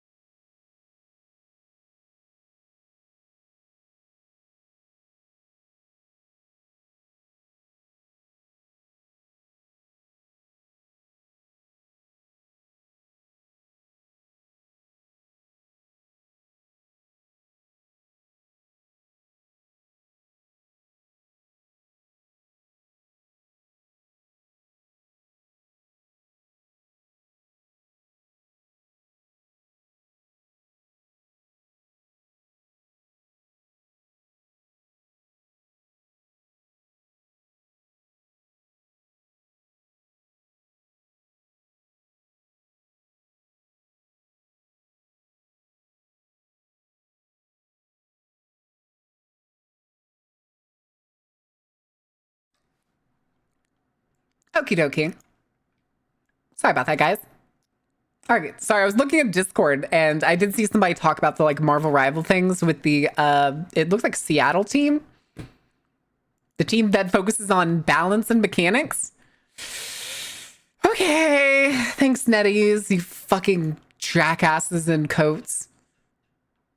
Yep, exactly. That's what I was saying. Yep. It's not weird. It's not that it's weird. It's that it's a pattern and it's stupid. Oh, because it's the money grabbing moment. It's the beginning of the year, so they have to look good for investors. So usually at the end of a fiscal year or the beginning of a fiscal year, they like to make their investments look good at the beginning. And for some fucking reason, having a bigger overhead always looks good. And having layoffs, which is weird as shit to me, which almost incentivizes yearly layoffs, is laying off a portion of your company looks good to investors, which I hate vehemently because it means every year I get to see major corporations be like, all right, guys, we're laying off 700 of you, 120, depending on like the size of the company. Or, you could be the US government and lay off 10,000 plus. That's the thing, Doin. I don't know. But they do it, and their stock typically goes up when they do. On the Proana grind? What is that? Most profitable game has its developers fired? Yep. Exactly. And I fucking hate it. Apparently, developers cannot win. They make a bad game, they get fired. They make a good game, they get fired. What's the point? You're just a contractor at that point. If you're solely hired to make one game that regardless of how good it does, you're going to get fired at the end of it, what's the point? Yeah, every player's just like, what? Especially because today they announced that they like the new release of 2 characters that are probably going to change like the meta and how generally people play. Especially because fucking like the Human Torch has a lot of, what do you call it? Team ups with like a bunch of the current characters that are meta. Like he has a team up with Storm, and Storm's only other team up is Thor. No, they come out Friday. But they've already talked about what their team ups and stuff are. Games flop, laid off. Good game, get laid off. Most profitable game of the decade, best believe you get laid off. Like, it makes no sense. Corporations are so up their own fucking ass now that I can't even laugh at it being like, haha, guys, we're heading towards a cyberpunk future. Blah, blah, blah, blah. But instead, no, it's just a fucking nightmare. Just constant fucking nightmares. But give me just a second. I need to change a thing. There we go. Okay. Enters the AAA game dev industry is getting played. Every game dev student should be asking for $500K annual salary en masse. That's pretty up there, but I could understand definitely asking for higher, like whatever like senior dev pay is or more. I just say there's a Great Depression to Electric Boogaloo. Maybe. I'd like to introduce y'all to the Roaring 20s. What happened after the Roaring 20s, chat? Cyberpunk dystopia without, yeah, exactly, Lucian. We're in the cyberpunk dystopia without any of the cool shit. We don't get cool implants. Instead, we get Musk McGee, who essentially killed a bunch of pigs and monkeys to test it and then put it in a paraplegic's head, who currently I don't know how he is doing with it, because I'm pretty sure the implants, in big air quotes, doesn't actually do anything. It just sits inside the brain cavity. It's probably anchored somehow, but like, I don't think it has a purpose yet. Robber barons in a discount, Scrooge McDuck in charge. Yep. Rumors that the dev team Marvel Rivals... No, there's not rumors. They were fired.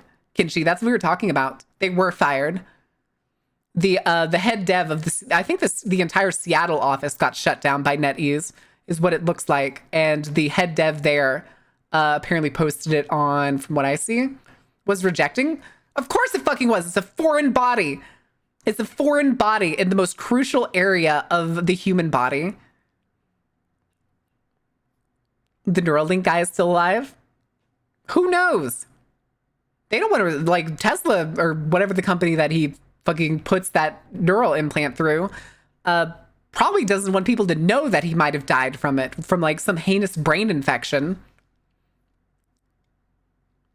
It stopped working. They kind of hacked it to work. I mean, here, hold on. Where's the Tesla robots picture?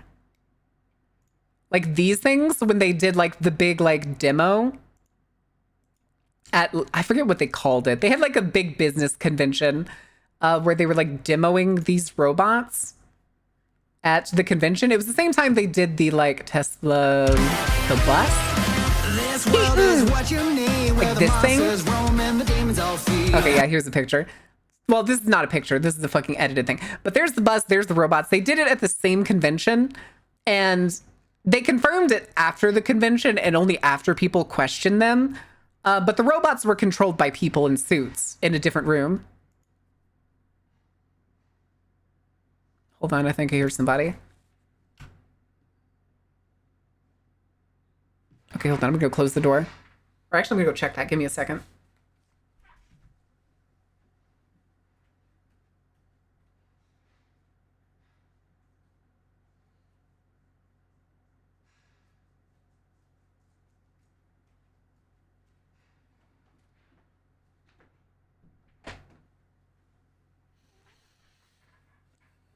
Okay, yeah, somebody's in the garage. I just wanted to make sure.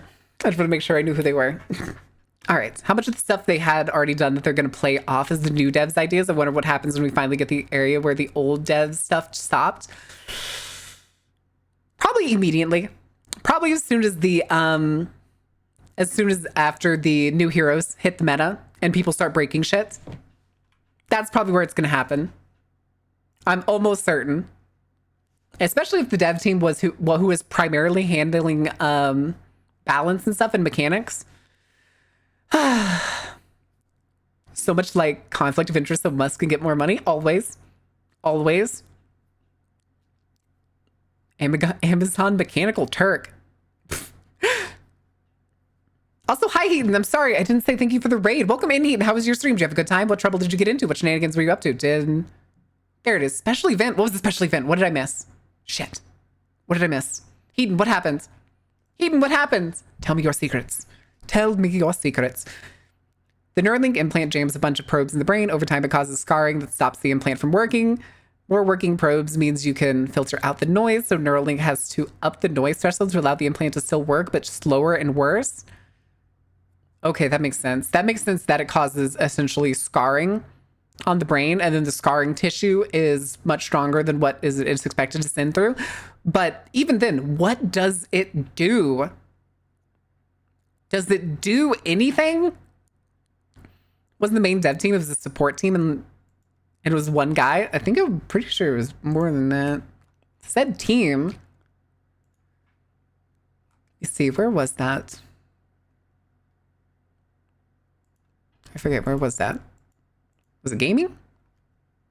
Yeah, it was gaming. Okay.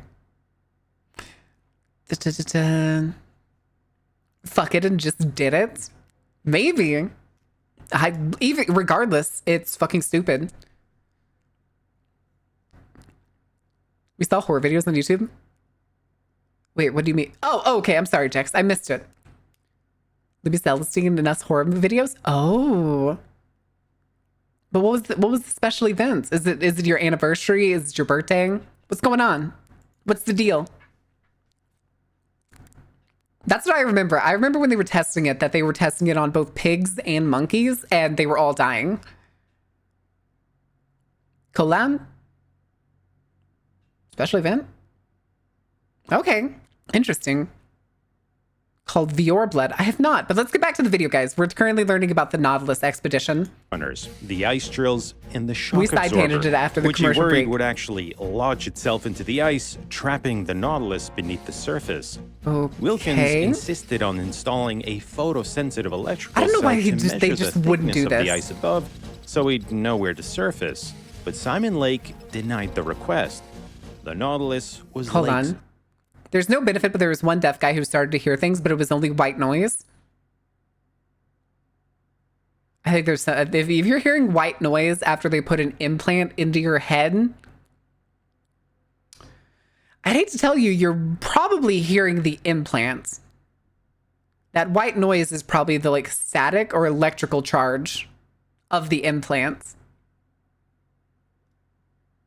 Internally. It's like if you get like, what is it? Like the cochlear implants and stuff and or like bone-based sound systems. That's concerning. It's very concerning. Submarine. Oh, He's named after the squid? Leased it from the U.S. Navy, and he Oh, had this is the an actual final word expedition. on any modifications.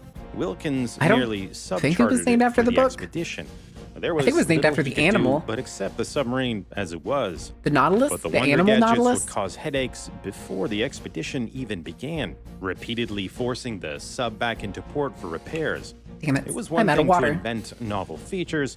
Trying to retrofit Okay, well, there's the them guide onto rail. a tired old sub created all kinds of issues. Ugh. Confirming Wilkins's worst fears, the ice drills didn't even work during testing, and a separate engineering firm was called in to try to figure it all out. Are they just breaking the weeks ice? What is he turned into doing? months, and Wilkins was beginning to feel the pressure. If the Nautilus was to meet the Graf Zeppelin at the North Pole, time was of the essence. Otherwise, Wilkins would lose out on Hearst's prize money. By June, True, the Wilkins necessary had prize had money. enough. Because who knows how much Mechanical money he issues owes on this began. It was fucking time to get going. submarine. The journey across the Atlantic Where is it gonna be was refueled, though? grueling. The tiny sub was easily tossed around by fierce North Atlantic storms. Yeah. The crew were also beginning to learn just how uncomfortable the Nautilus was. The submarine was cramped and claustrophobic to begin with. Now loaded up for the expedition, there was even less space. For 20 men, there was just a single toilet out in the open between two roaring diesel engines. The crew would have to spend their entire day standing because there wasn't anywhere to sit. Only a handful of bunks shared amongst the men provided any relief. Because in the model, it looked like there was only 8 bunks between 20 men, which means they definitely had to sleep in shifts. Well, obviously, you're also manning a submarine. I wonder how they rolled the shifts. We'll probably get to know. Sent Hearst daily What you doing, nerd? radio Hi, Celador. updates documenting the harrowing Learning about a journey. submarine journey from the 1930s. An extra heavy wave swept the decks and carried away This the morning. marine before the bridge.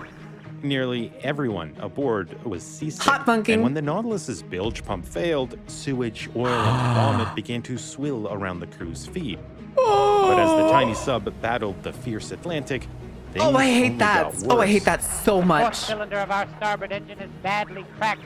Forced to shut down one of its two There's only 2 engines, things that's the worse to Nautilus break could on only any limp sort of forward. aquatic vessel. The On sump June pump and the 13th, bilge a week pump. into the journey, the Nautilus stopped sending radio updates. And for several days, no one had any idea about the fate of the sub and its crew.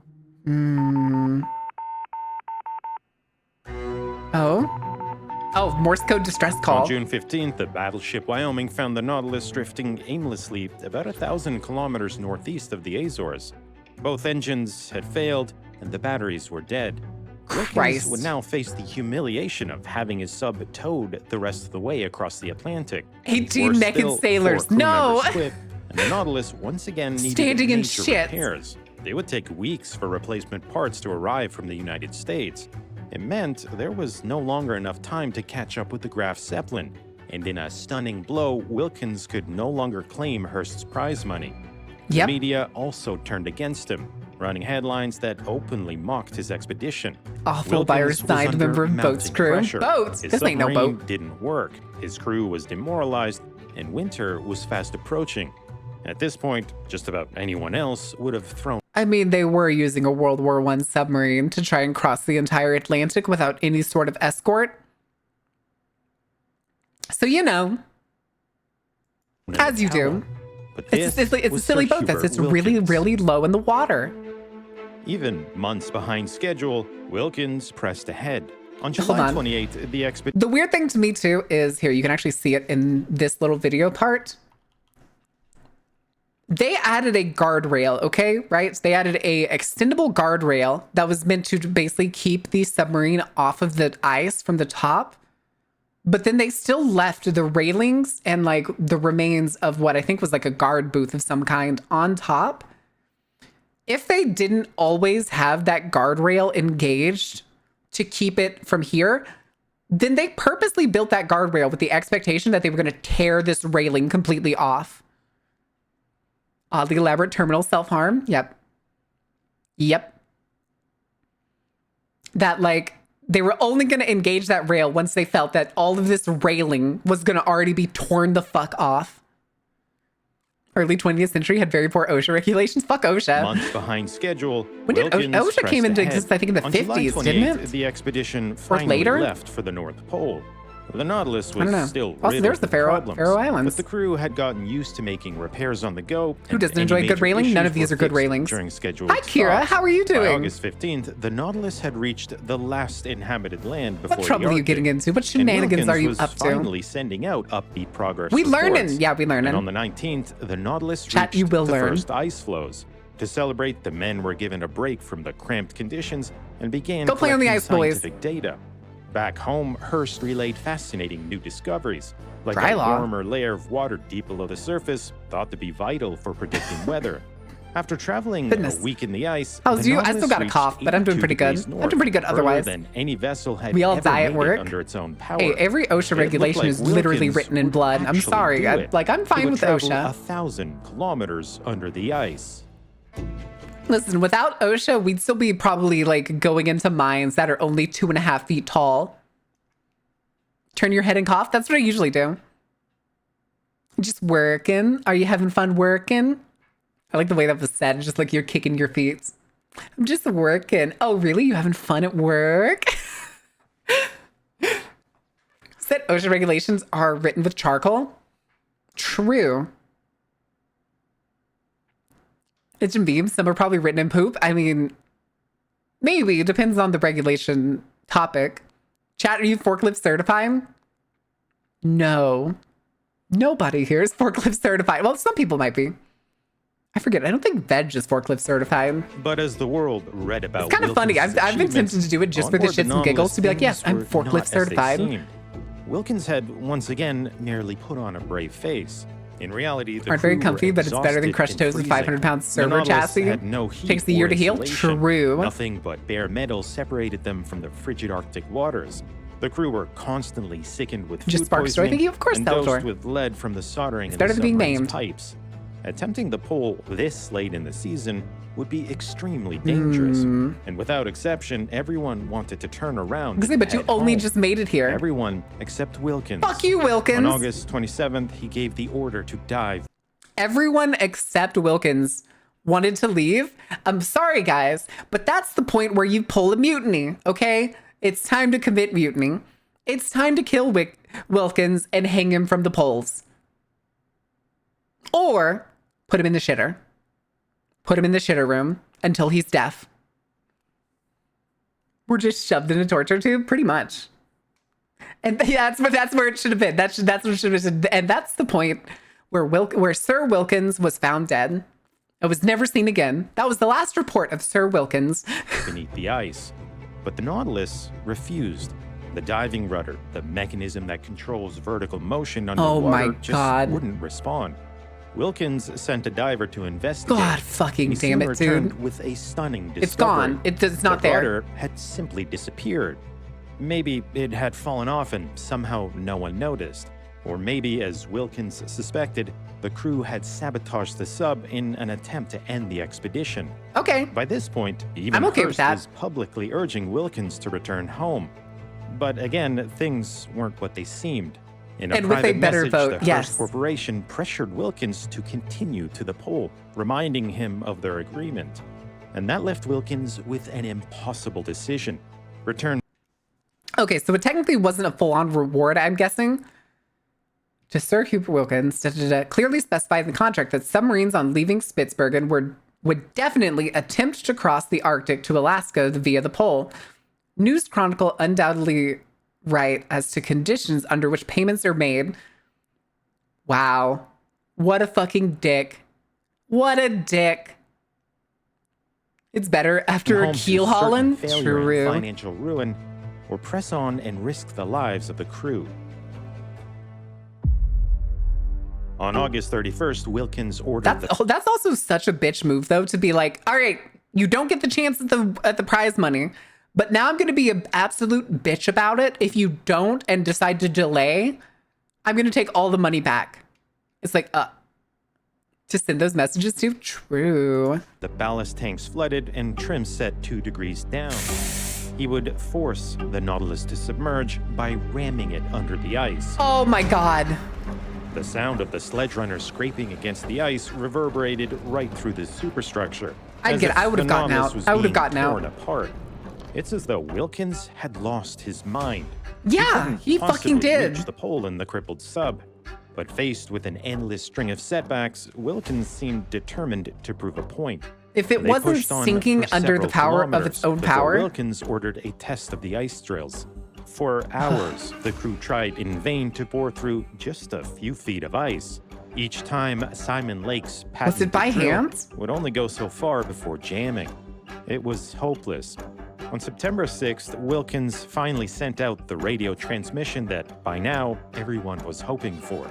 Our Arctic trip is over. Wilkins had taken the Nautilus where no submarine had ever gone before. Okay. But it would be another 3 decades before anyone successfully traversed the Arctic underneath the ice. Sharing the same name, the nuclear-powered USS Nautilus bit of uranium submerged for weeks at a time. It made its first polar crossing in 1958, returning home I didn't to know about huge that. fanfare. By That's that point, cool. Wilkins's attempt had long been forgotten. The original Nautilus now lies sunk on the ocean floor off the coast of Norway. After the crew returned from the Arctic, the sub was deemed too worn and damaged to be worth How deep saving, is it? And it was How deep is deliberately it? sunk. Prior to the Nautilus expedition... Shut up. This is important. How deep is it?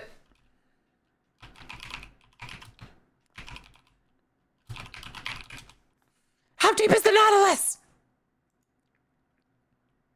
That's not the right Nautilus.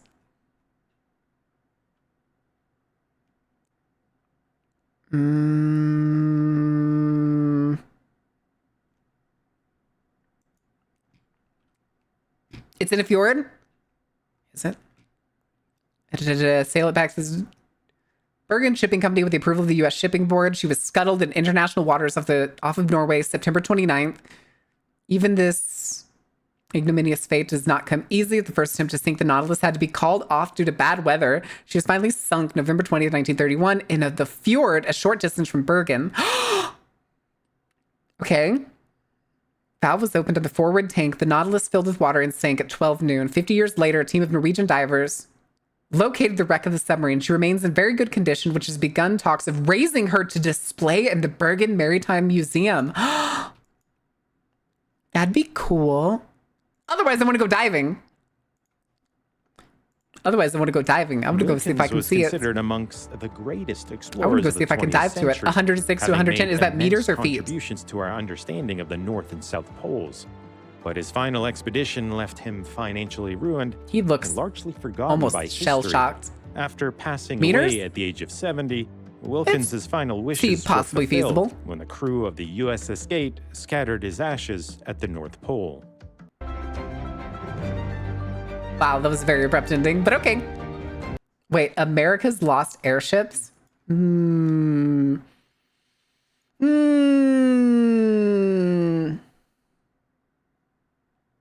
Chat, one more history for the road. Do we want to talk about airships, a technology lost to time, never to be seen again, probably? Time for bed? Good night, Curbellos. That they nuked twice and still couldn't sink? I have no idea what you're talking about. Toodles! Yeah, let's do the airships. I'm curious. It's a 20-minute, it's a 17-minute video, technically. The U.S. Navy begins skipping the ad break. Machine. And when it's finished, Zeppelins. it'll be the size of 3 city blocks. Jesus. Inside its vast hull, up to 100 men will live thousands of feet above the Gun ground platforms? for up You're to a week insane. at a time. It'll be the world's first flying aircraft carrier. Defended by Oh, machine shit, wait. guns and armed I with remember this multiple one. Fighter aircraft, it was the brainchild of one of the greatest visionaries in naval aviation, and the United States had being a planned to build visionary an versus entire being fleet of realistic them is very for a different. war it knew was coming. We are convinced that this Airships for Eel World? Oh no. the vulnerable target. Yeah, the battle blimp. Did they really not Nearly 20th realize how century, fragile a new Zeppelins world were? power emerged. In A just single fighter few could probably decades, take down that Japan, entire once Zeppelin. an isolated island nation, transformed into an empire hell-bent on conquest. Little by little, the nation began to ruthlessly seize resources from its neighbors. And by 1921, that was a really cool animation. I'm not gonna lie, in terms of map animations, into A+. building one of the most powerful navies the world had ever seen. Japan was preparing to conquer much of Asia, and American interests stood directly in their way. Sooner frankly, or just think later, of how conflict impressive with that the is, United though. States It's was fucked, inevitable. but And impressive. if war From were such to a break small out, country. America would be vulnerable. The battle bubble, A yes, the powerful battle bubble. Japanese fleet could sail across the vast Pacific Ocean undetected to strike a devastating blow to Hawaii, the western seaboard, or the Panama Canal. I mean, they did technically only The attack US a military Navy, base. already stretched thin across 2 oceans, just didn't have enough ships. Got to nothing on the spot World any of War coming cutscenes, threat. though? Probably. Scout cruisers were the Navy's primary means of spotting enemy fleets, but they were slow, too few in number, 9,700 and mile expensive to range. build. Damn. Scout aircraft, while faster, lacked the range needed to search large swaths of ocean. So America stood little chance of Hold on, spotting so it was an like, huh, approaching what could go Japanese wrong? fleet. And it was in this moment of crisis It still that seems like a bad Admiral idea. William A. Moffett, chief of the U.S. Bureau of Aeronautics, pushed for Was a helium? radical alternative. The Helium's still rigid highly flammable, airship. isn't it? It could scout 4 times faster than any ship and fly 10 times further than any airplane, remaining airborne for up to a week at a time. Under Moffat's direction, the Okay. United States started experimenting with rigid airships in 1923. I mean, The Los Angeles was built for the U.S. as a flying laboratory to perfect techniques for carrying and launching planes, and also for oh, mooring that on looks ships at horrifying. sea. That was just a metal hook. But for a Navy that had only just begun to accept conventional aircraft, airships... Oh, is that how it would be a refueled? It huge was like a tip adjustment, on the nose there? A mix of aviation and naval warfare. Sailors would have to Hydrogen is learn how flammable, to helium is operate, inert. Okay, navigate, just want to make and sure. Fight in 3 dimensions. I couldn't remember off the top of my head. It's been But that the long Navy's since I've first airship prototypes were only a reanalyzed the stepping periodic stone, table. because Moffett envisioned something far This was more not a noble ambitious. endeavor. True. In October 1929, construction began on 2 enormous Oh, this is the frame. airships. Okay. Thousands of skilled workers and the brightest engineers were involved in the effort. Aluminum But these frame? were no ordinary airships. It looks like They aluminum. were enormous floating fortresses designed to spot the enemy far beyond the horizon. Okay. Thousands of kilometers from the nearest coastline, they would remain airborne for up to a week at a time. Nearly 100 I don't know why, there's men just would something so operate goofy much about like the any whole other thing. naval crew. From the control room, the commander would orchestrate that mean- operations, working with navigation and radio personnel. Does it not seem Observation goofy to posts anyone would else? Keep a watch for any sign of enemy activity, while intelligence officers scan the radio for signals. 8. I'm very curious to see how bad of an idea this is going to end up being. 1, because everybody can think of the Hindenburg. 2, which, wait, didn't the Hindenburg use helium? I'm pretty sure it didn't it? No, it didn't? It didn't. Hold on a second. Hydrogen? I guess that makes sense. Hold on a second.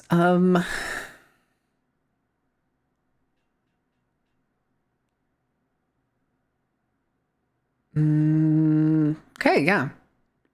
Don't know what the fuck they were thinking for that. But even then, this doesn't seem like a good idea. Enormous engines would be kept Due humming to by hydrogen's engineers typical- who would also manage the lifting gas and Let's say ballast. willingness to At nearly bond. 240 meters long, the airships would dwarf any scout cruiser. Against Germany at the time, And the with Hindenburg all used that hydrogen, space, was the whole off-duty issue, crew yep. could relax in the mess hall or their dedicated quarters. Life on board would take on a Lavatory. predictable routine until an enemy fleet was spotted. Okay. 5 escorts, destroyers spotted. The airship would now be in a dangerous situation. pilots would race to don their gear while hangar crews readied the Sparrowhawk fighters. The goal is just that I think this thing just never gets attacked. One after another, the fighters would launch to form a defensive perimeter, and machine gunners would take up positions throughout the airship. With an enemy fleet in visual range, the crew's best hope would be to run to safety. The enormous airship would be pushed all the way up to its top speed of 140 kilometers an hour. Preparing for the worst, damage control pretty fast for a bitch that big. Ready, that's pretty fast for a bitch that big. Like non-combustible helium cells and a high-strength framework to resist stress and damage. A stealth system. With a bit of luck, the airship could slip away unscathed. So theoretically, if one of the cells burst, it may not be able to keep its altitude, but it would still be able to limp its way back to the ground without careening to the floor. On August 8th, 1931, thousands of spectators. The thing was, though, is I think what he just pitched was the ideal situation. At least that's what, 70, 80 miles per hour? Did he say? He said kilometers, right? 140 kilometers was its top speed. 90? 80 or 90, I think. Miles per hour. 2008 Banks would like a word. What?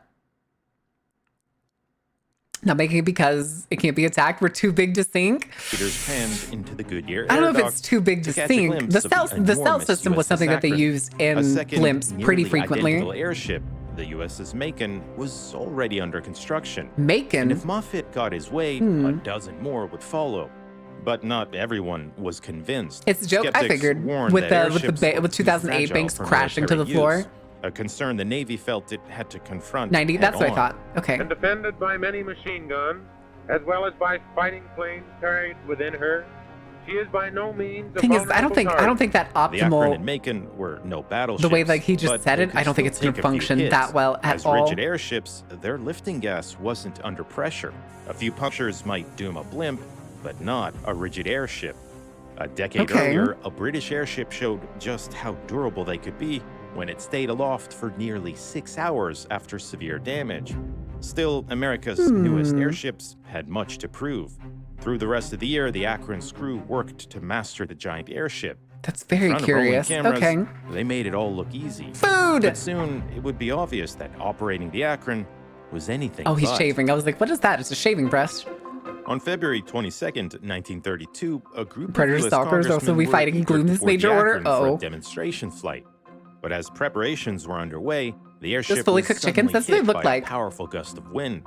Ground crews scrambled to regain control, but not before the Akron's tail struck the ground, causing significant damage. The incident quickly made headlines. That water falling out was probably hydrogen exiting the cells. Again, further tarnishing her already fragile image.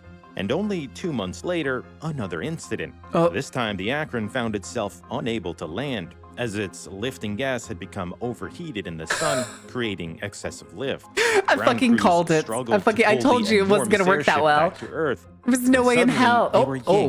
Guys, y'all are very brave. Horrified onlookers, 3 sailors were pulled ever higher, desperately clinging to the rope. Tragically, 2 of them fell to their deaths before a third could be rescued. Oh my God. Once again, the incident I was going to say, that's not good. You let go. You let go right now. If I was like 5 feet off the ground, that's when I would have let go. There were growing doubts about whether the Akron was simply Do you know the YouTube channel Fascinating Horror?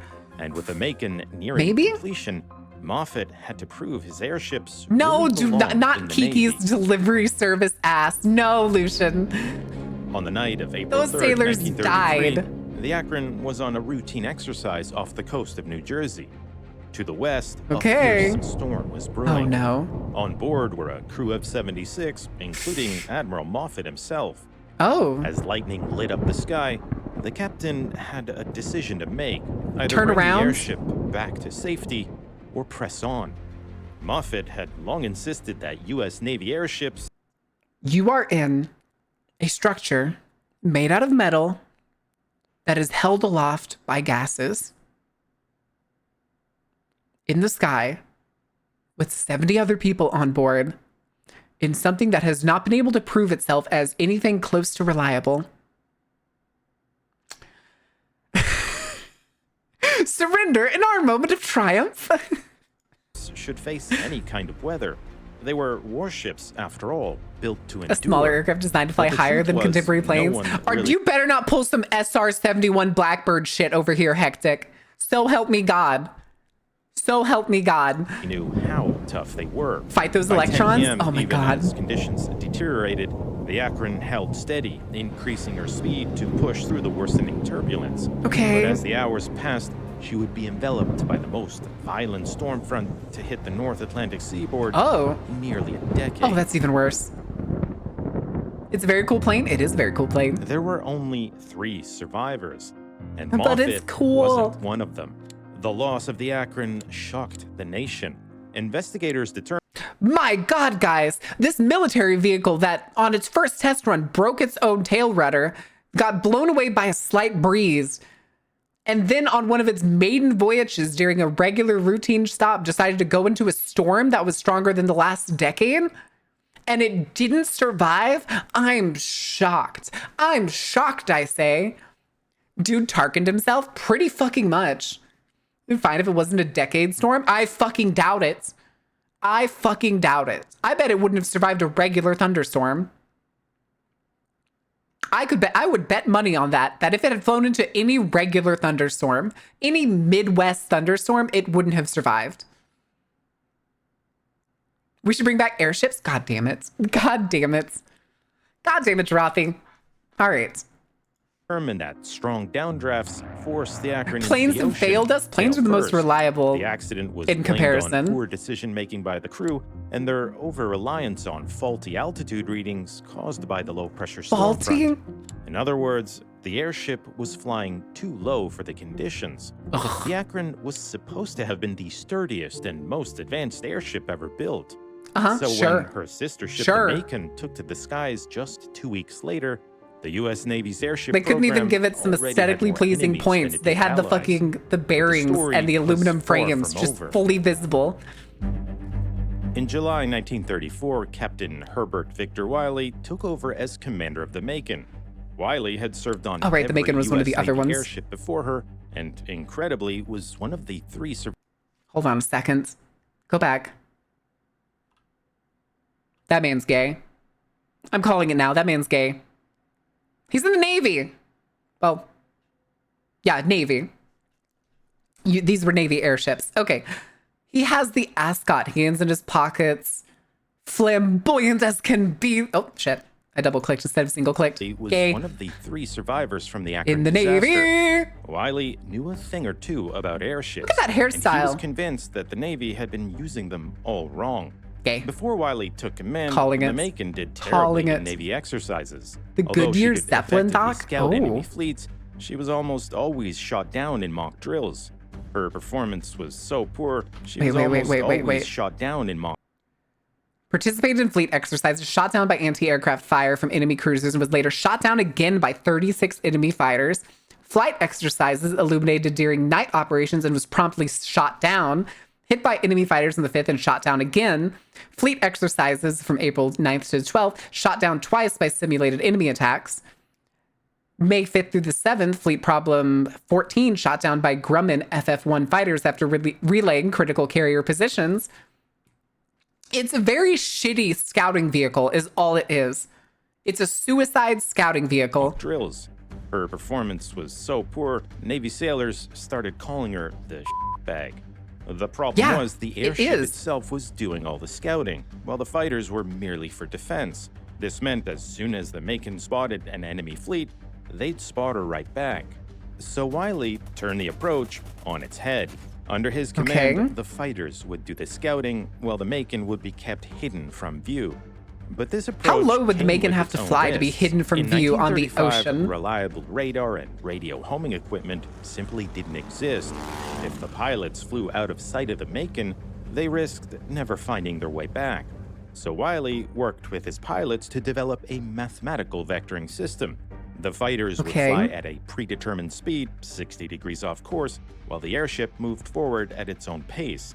At a set time, they would turn back another 60 degrees to safely return. Under Wiley's command, the Sparrowhawks, using audio-based radio homing equipment, was replaced with a new visual system. One of the first of its kind, it made navigation far more reliable.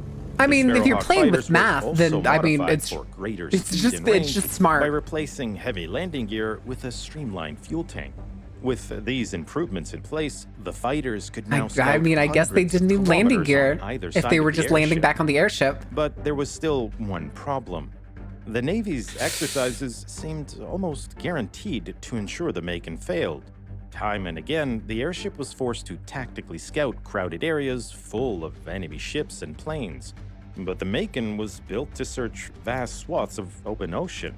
Unable to convince the Navy to run a fair exercise, Wiley came up with a bold plan. This is the point that I was also saying that he's saying is that, God damn it, local, is that he's it's a scout vehicle. It's a solo scout vehicle, essentially, with the ability to release a fleet. And its goal is to cover a large area, which is kind of counterproductive when it's part of a long existing fleet. Who can weaponize the lemon? Look at this dude. In the Navy. Anyway. One that would leave everyone stunned. I like the height chart behind him for some reason. U.S. President Roosevelt set out on a month-long tour aboard the USS Houston. Torpedo Navy? The 22,000-kilometer trip would see the president visit several countries, with a final leg across the vast Pacific to reach Hawaii. To safeguard the president once out on the Pacific, the Houston would operate in complete radio silence, going dark to keep its location a closely guarded secret. But something else was lurking in the great expanse. Under the guise of a routine exercise, Wiley had also taken the Macon out to sea, and he planned to track down the president's ship as a way to prove the Macon's unmatched scouting capabilities. Wait, that's so funny. That's so funny. All right, guys. Me, the captain of this 70-plus person crew, is taking the blimp out. Anyway, we're looking for the U.S. president. What? Can you imagine being like one of the crew members on the in the control room who's like, all right, guys, find the president. And everybody's just like, oh, okay. What are we going to do when we find him? Nothing. We're going to write it down. Oh, okay. We can do that. Endurance on her side, locating the Hi, boss. Fancy meeting you here. Would be like finding a needle in a haystack. Even as the Houston made a last-minute detour, it took Wiley's planes, scouring hundreds of kilometers of open ocean, less than a day to track down the president's ship. That is pretty Wiley good. Then radioed the Houston and launched 2 more fighters. Moments later, the planes dropped packages containing the latest newspapers and magazines for the president to enjoy. Far beyond the range of any aircraft, the Macon had demonstrated her incredible capabilities. I'm sorry, that's so funny. Wiley's daring stunt made headlines across so the country. funny. Just not in the way he'd hoped. Competitive Where's Waldo stunning on your haters? Yeah. Fucking dancing on him. But almost none acknowledged that the Macon had torpedoing the president? The what? president's ship when it was supposed to have been untraceable. The Navy was furious at Wiley's stunt.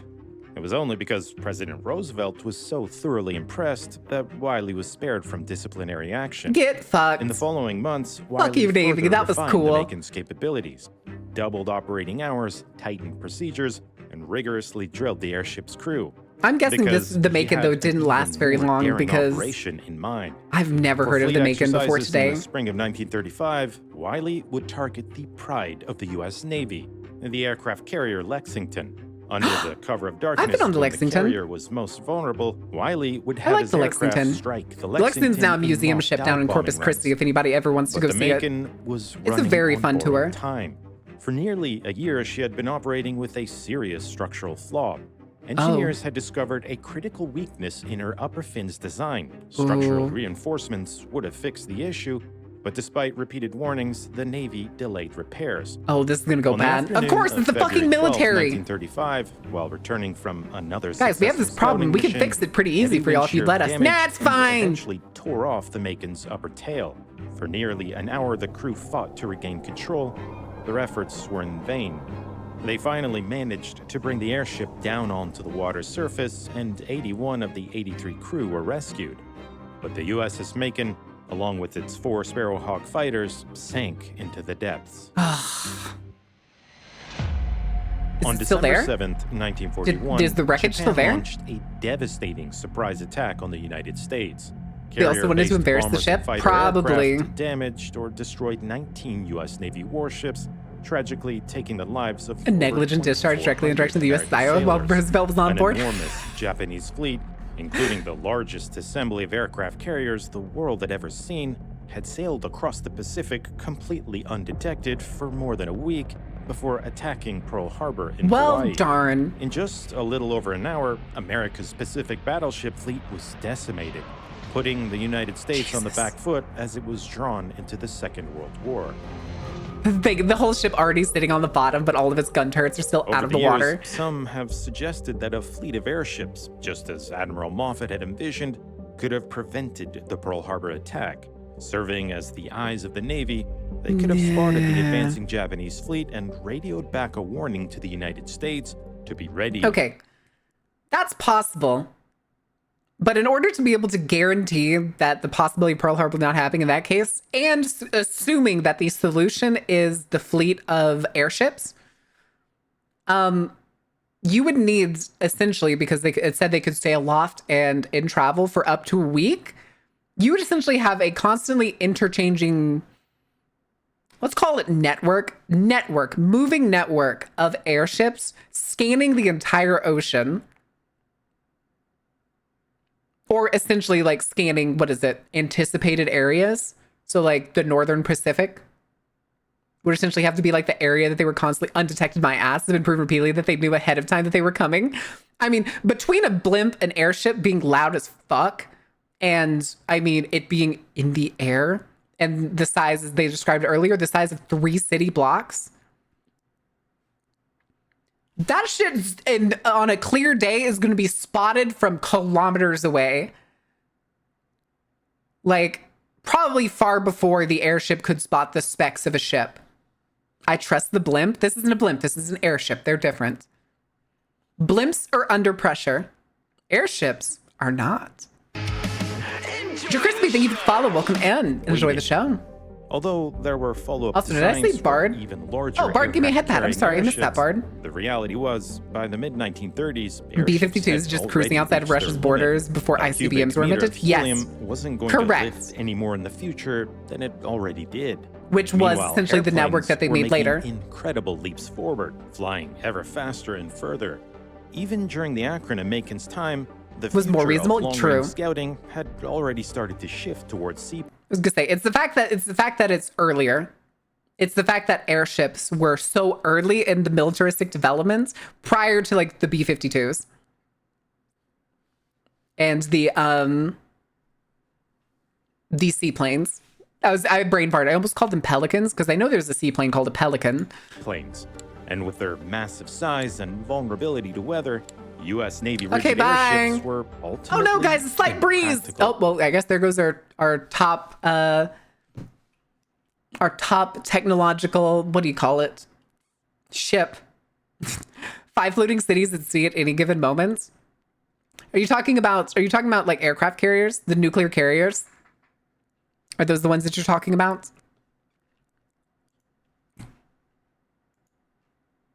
But I think airships would make decent tourist vehicles. They probably would. They would be very good for like fun civilian novelty type stuff, which I forget, was the Hindenburg a civilian ship? I don't remember off the top of my head if it was.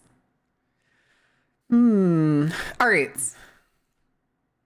Now, let me see who is live. Carried mail and passengers. That's what I thought. I mean, obviously it was part of Nazi Germany, but like, but now we're talking about. The question is military or civilian, and the answer is it was civilian. But, okay. That's fine. We won't have to snooze for that one. Let me see. I think we are probably going to go with... We're going to raid Day. Day is currently playing Fallout 76. Taking the Luxu. We'll be back on Thursday, guys. Noon CST. We actually have a analog horror that we're going to watch come that day. We're going to be watching, I already forgot what it was. I don't have it open anymore. But it's effectively a horror found footage urbex little video. And it's about an hour long, so I am looking forward to it. I think it's going to be fun. Faye is going to be here with us. No, not Mystery Flesh Pit. We've seen Mystery Flesh Pit. I have a hoodie for Mystery Flesh Pit. But Raid Message, we'll do the crime brulee. Smelly, eat shit, Phantom. Come and get me. I am well showered, please and thank you. But until next time, guys, go give Day some love. She's absolutely hilarious. She is going to yell. She's going to be probably as loud, if not louder, than Finn. So do expect it. But until next time, guys, thank you for being here. Thank you for being awesome. And I will see you on Thursday. Until then, later. Don't you hit me with the stinkies.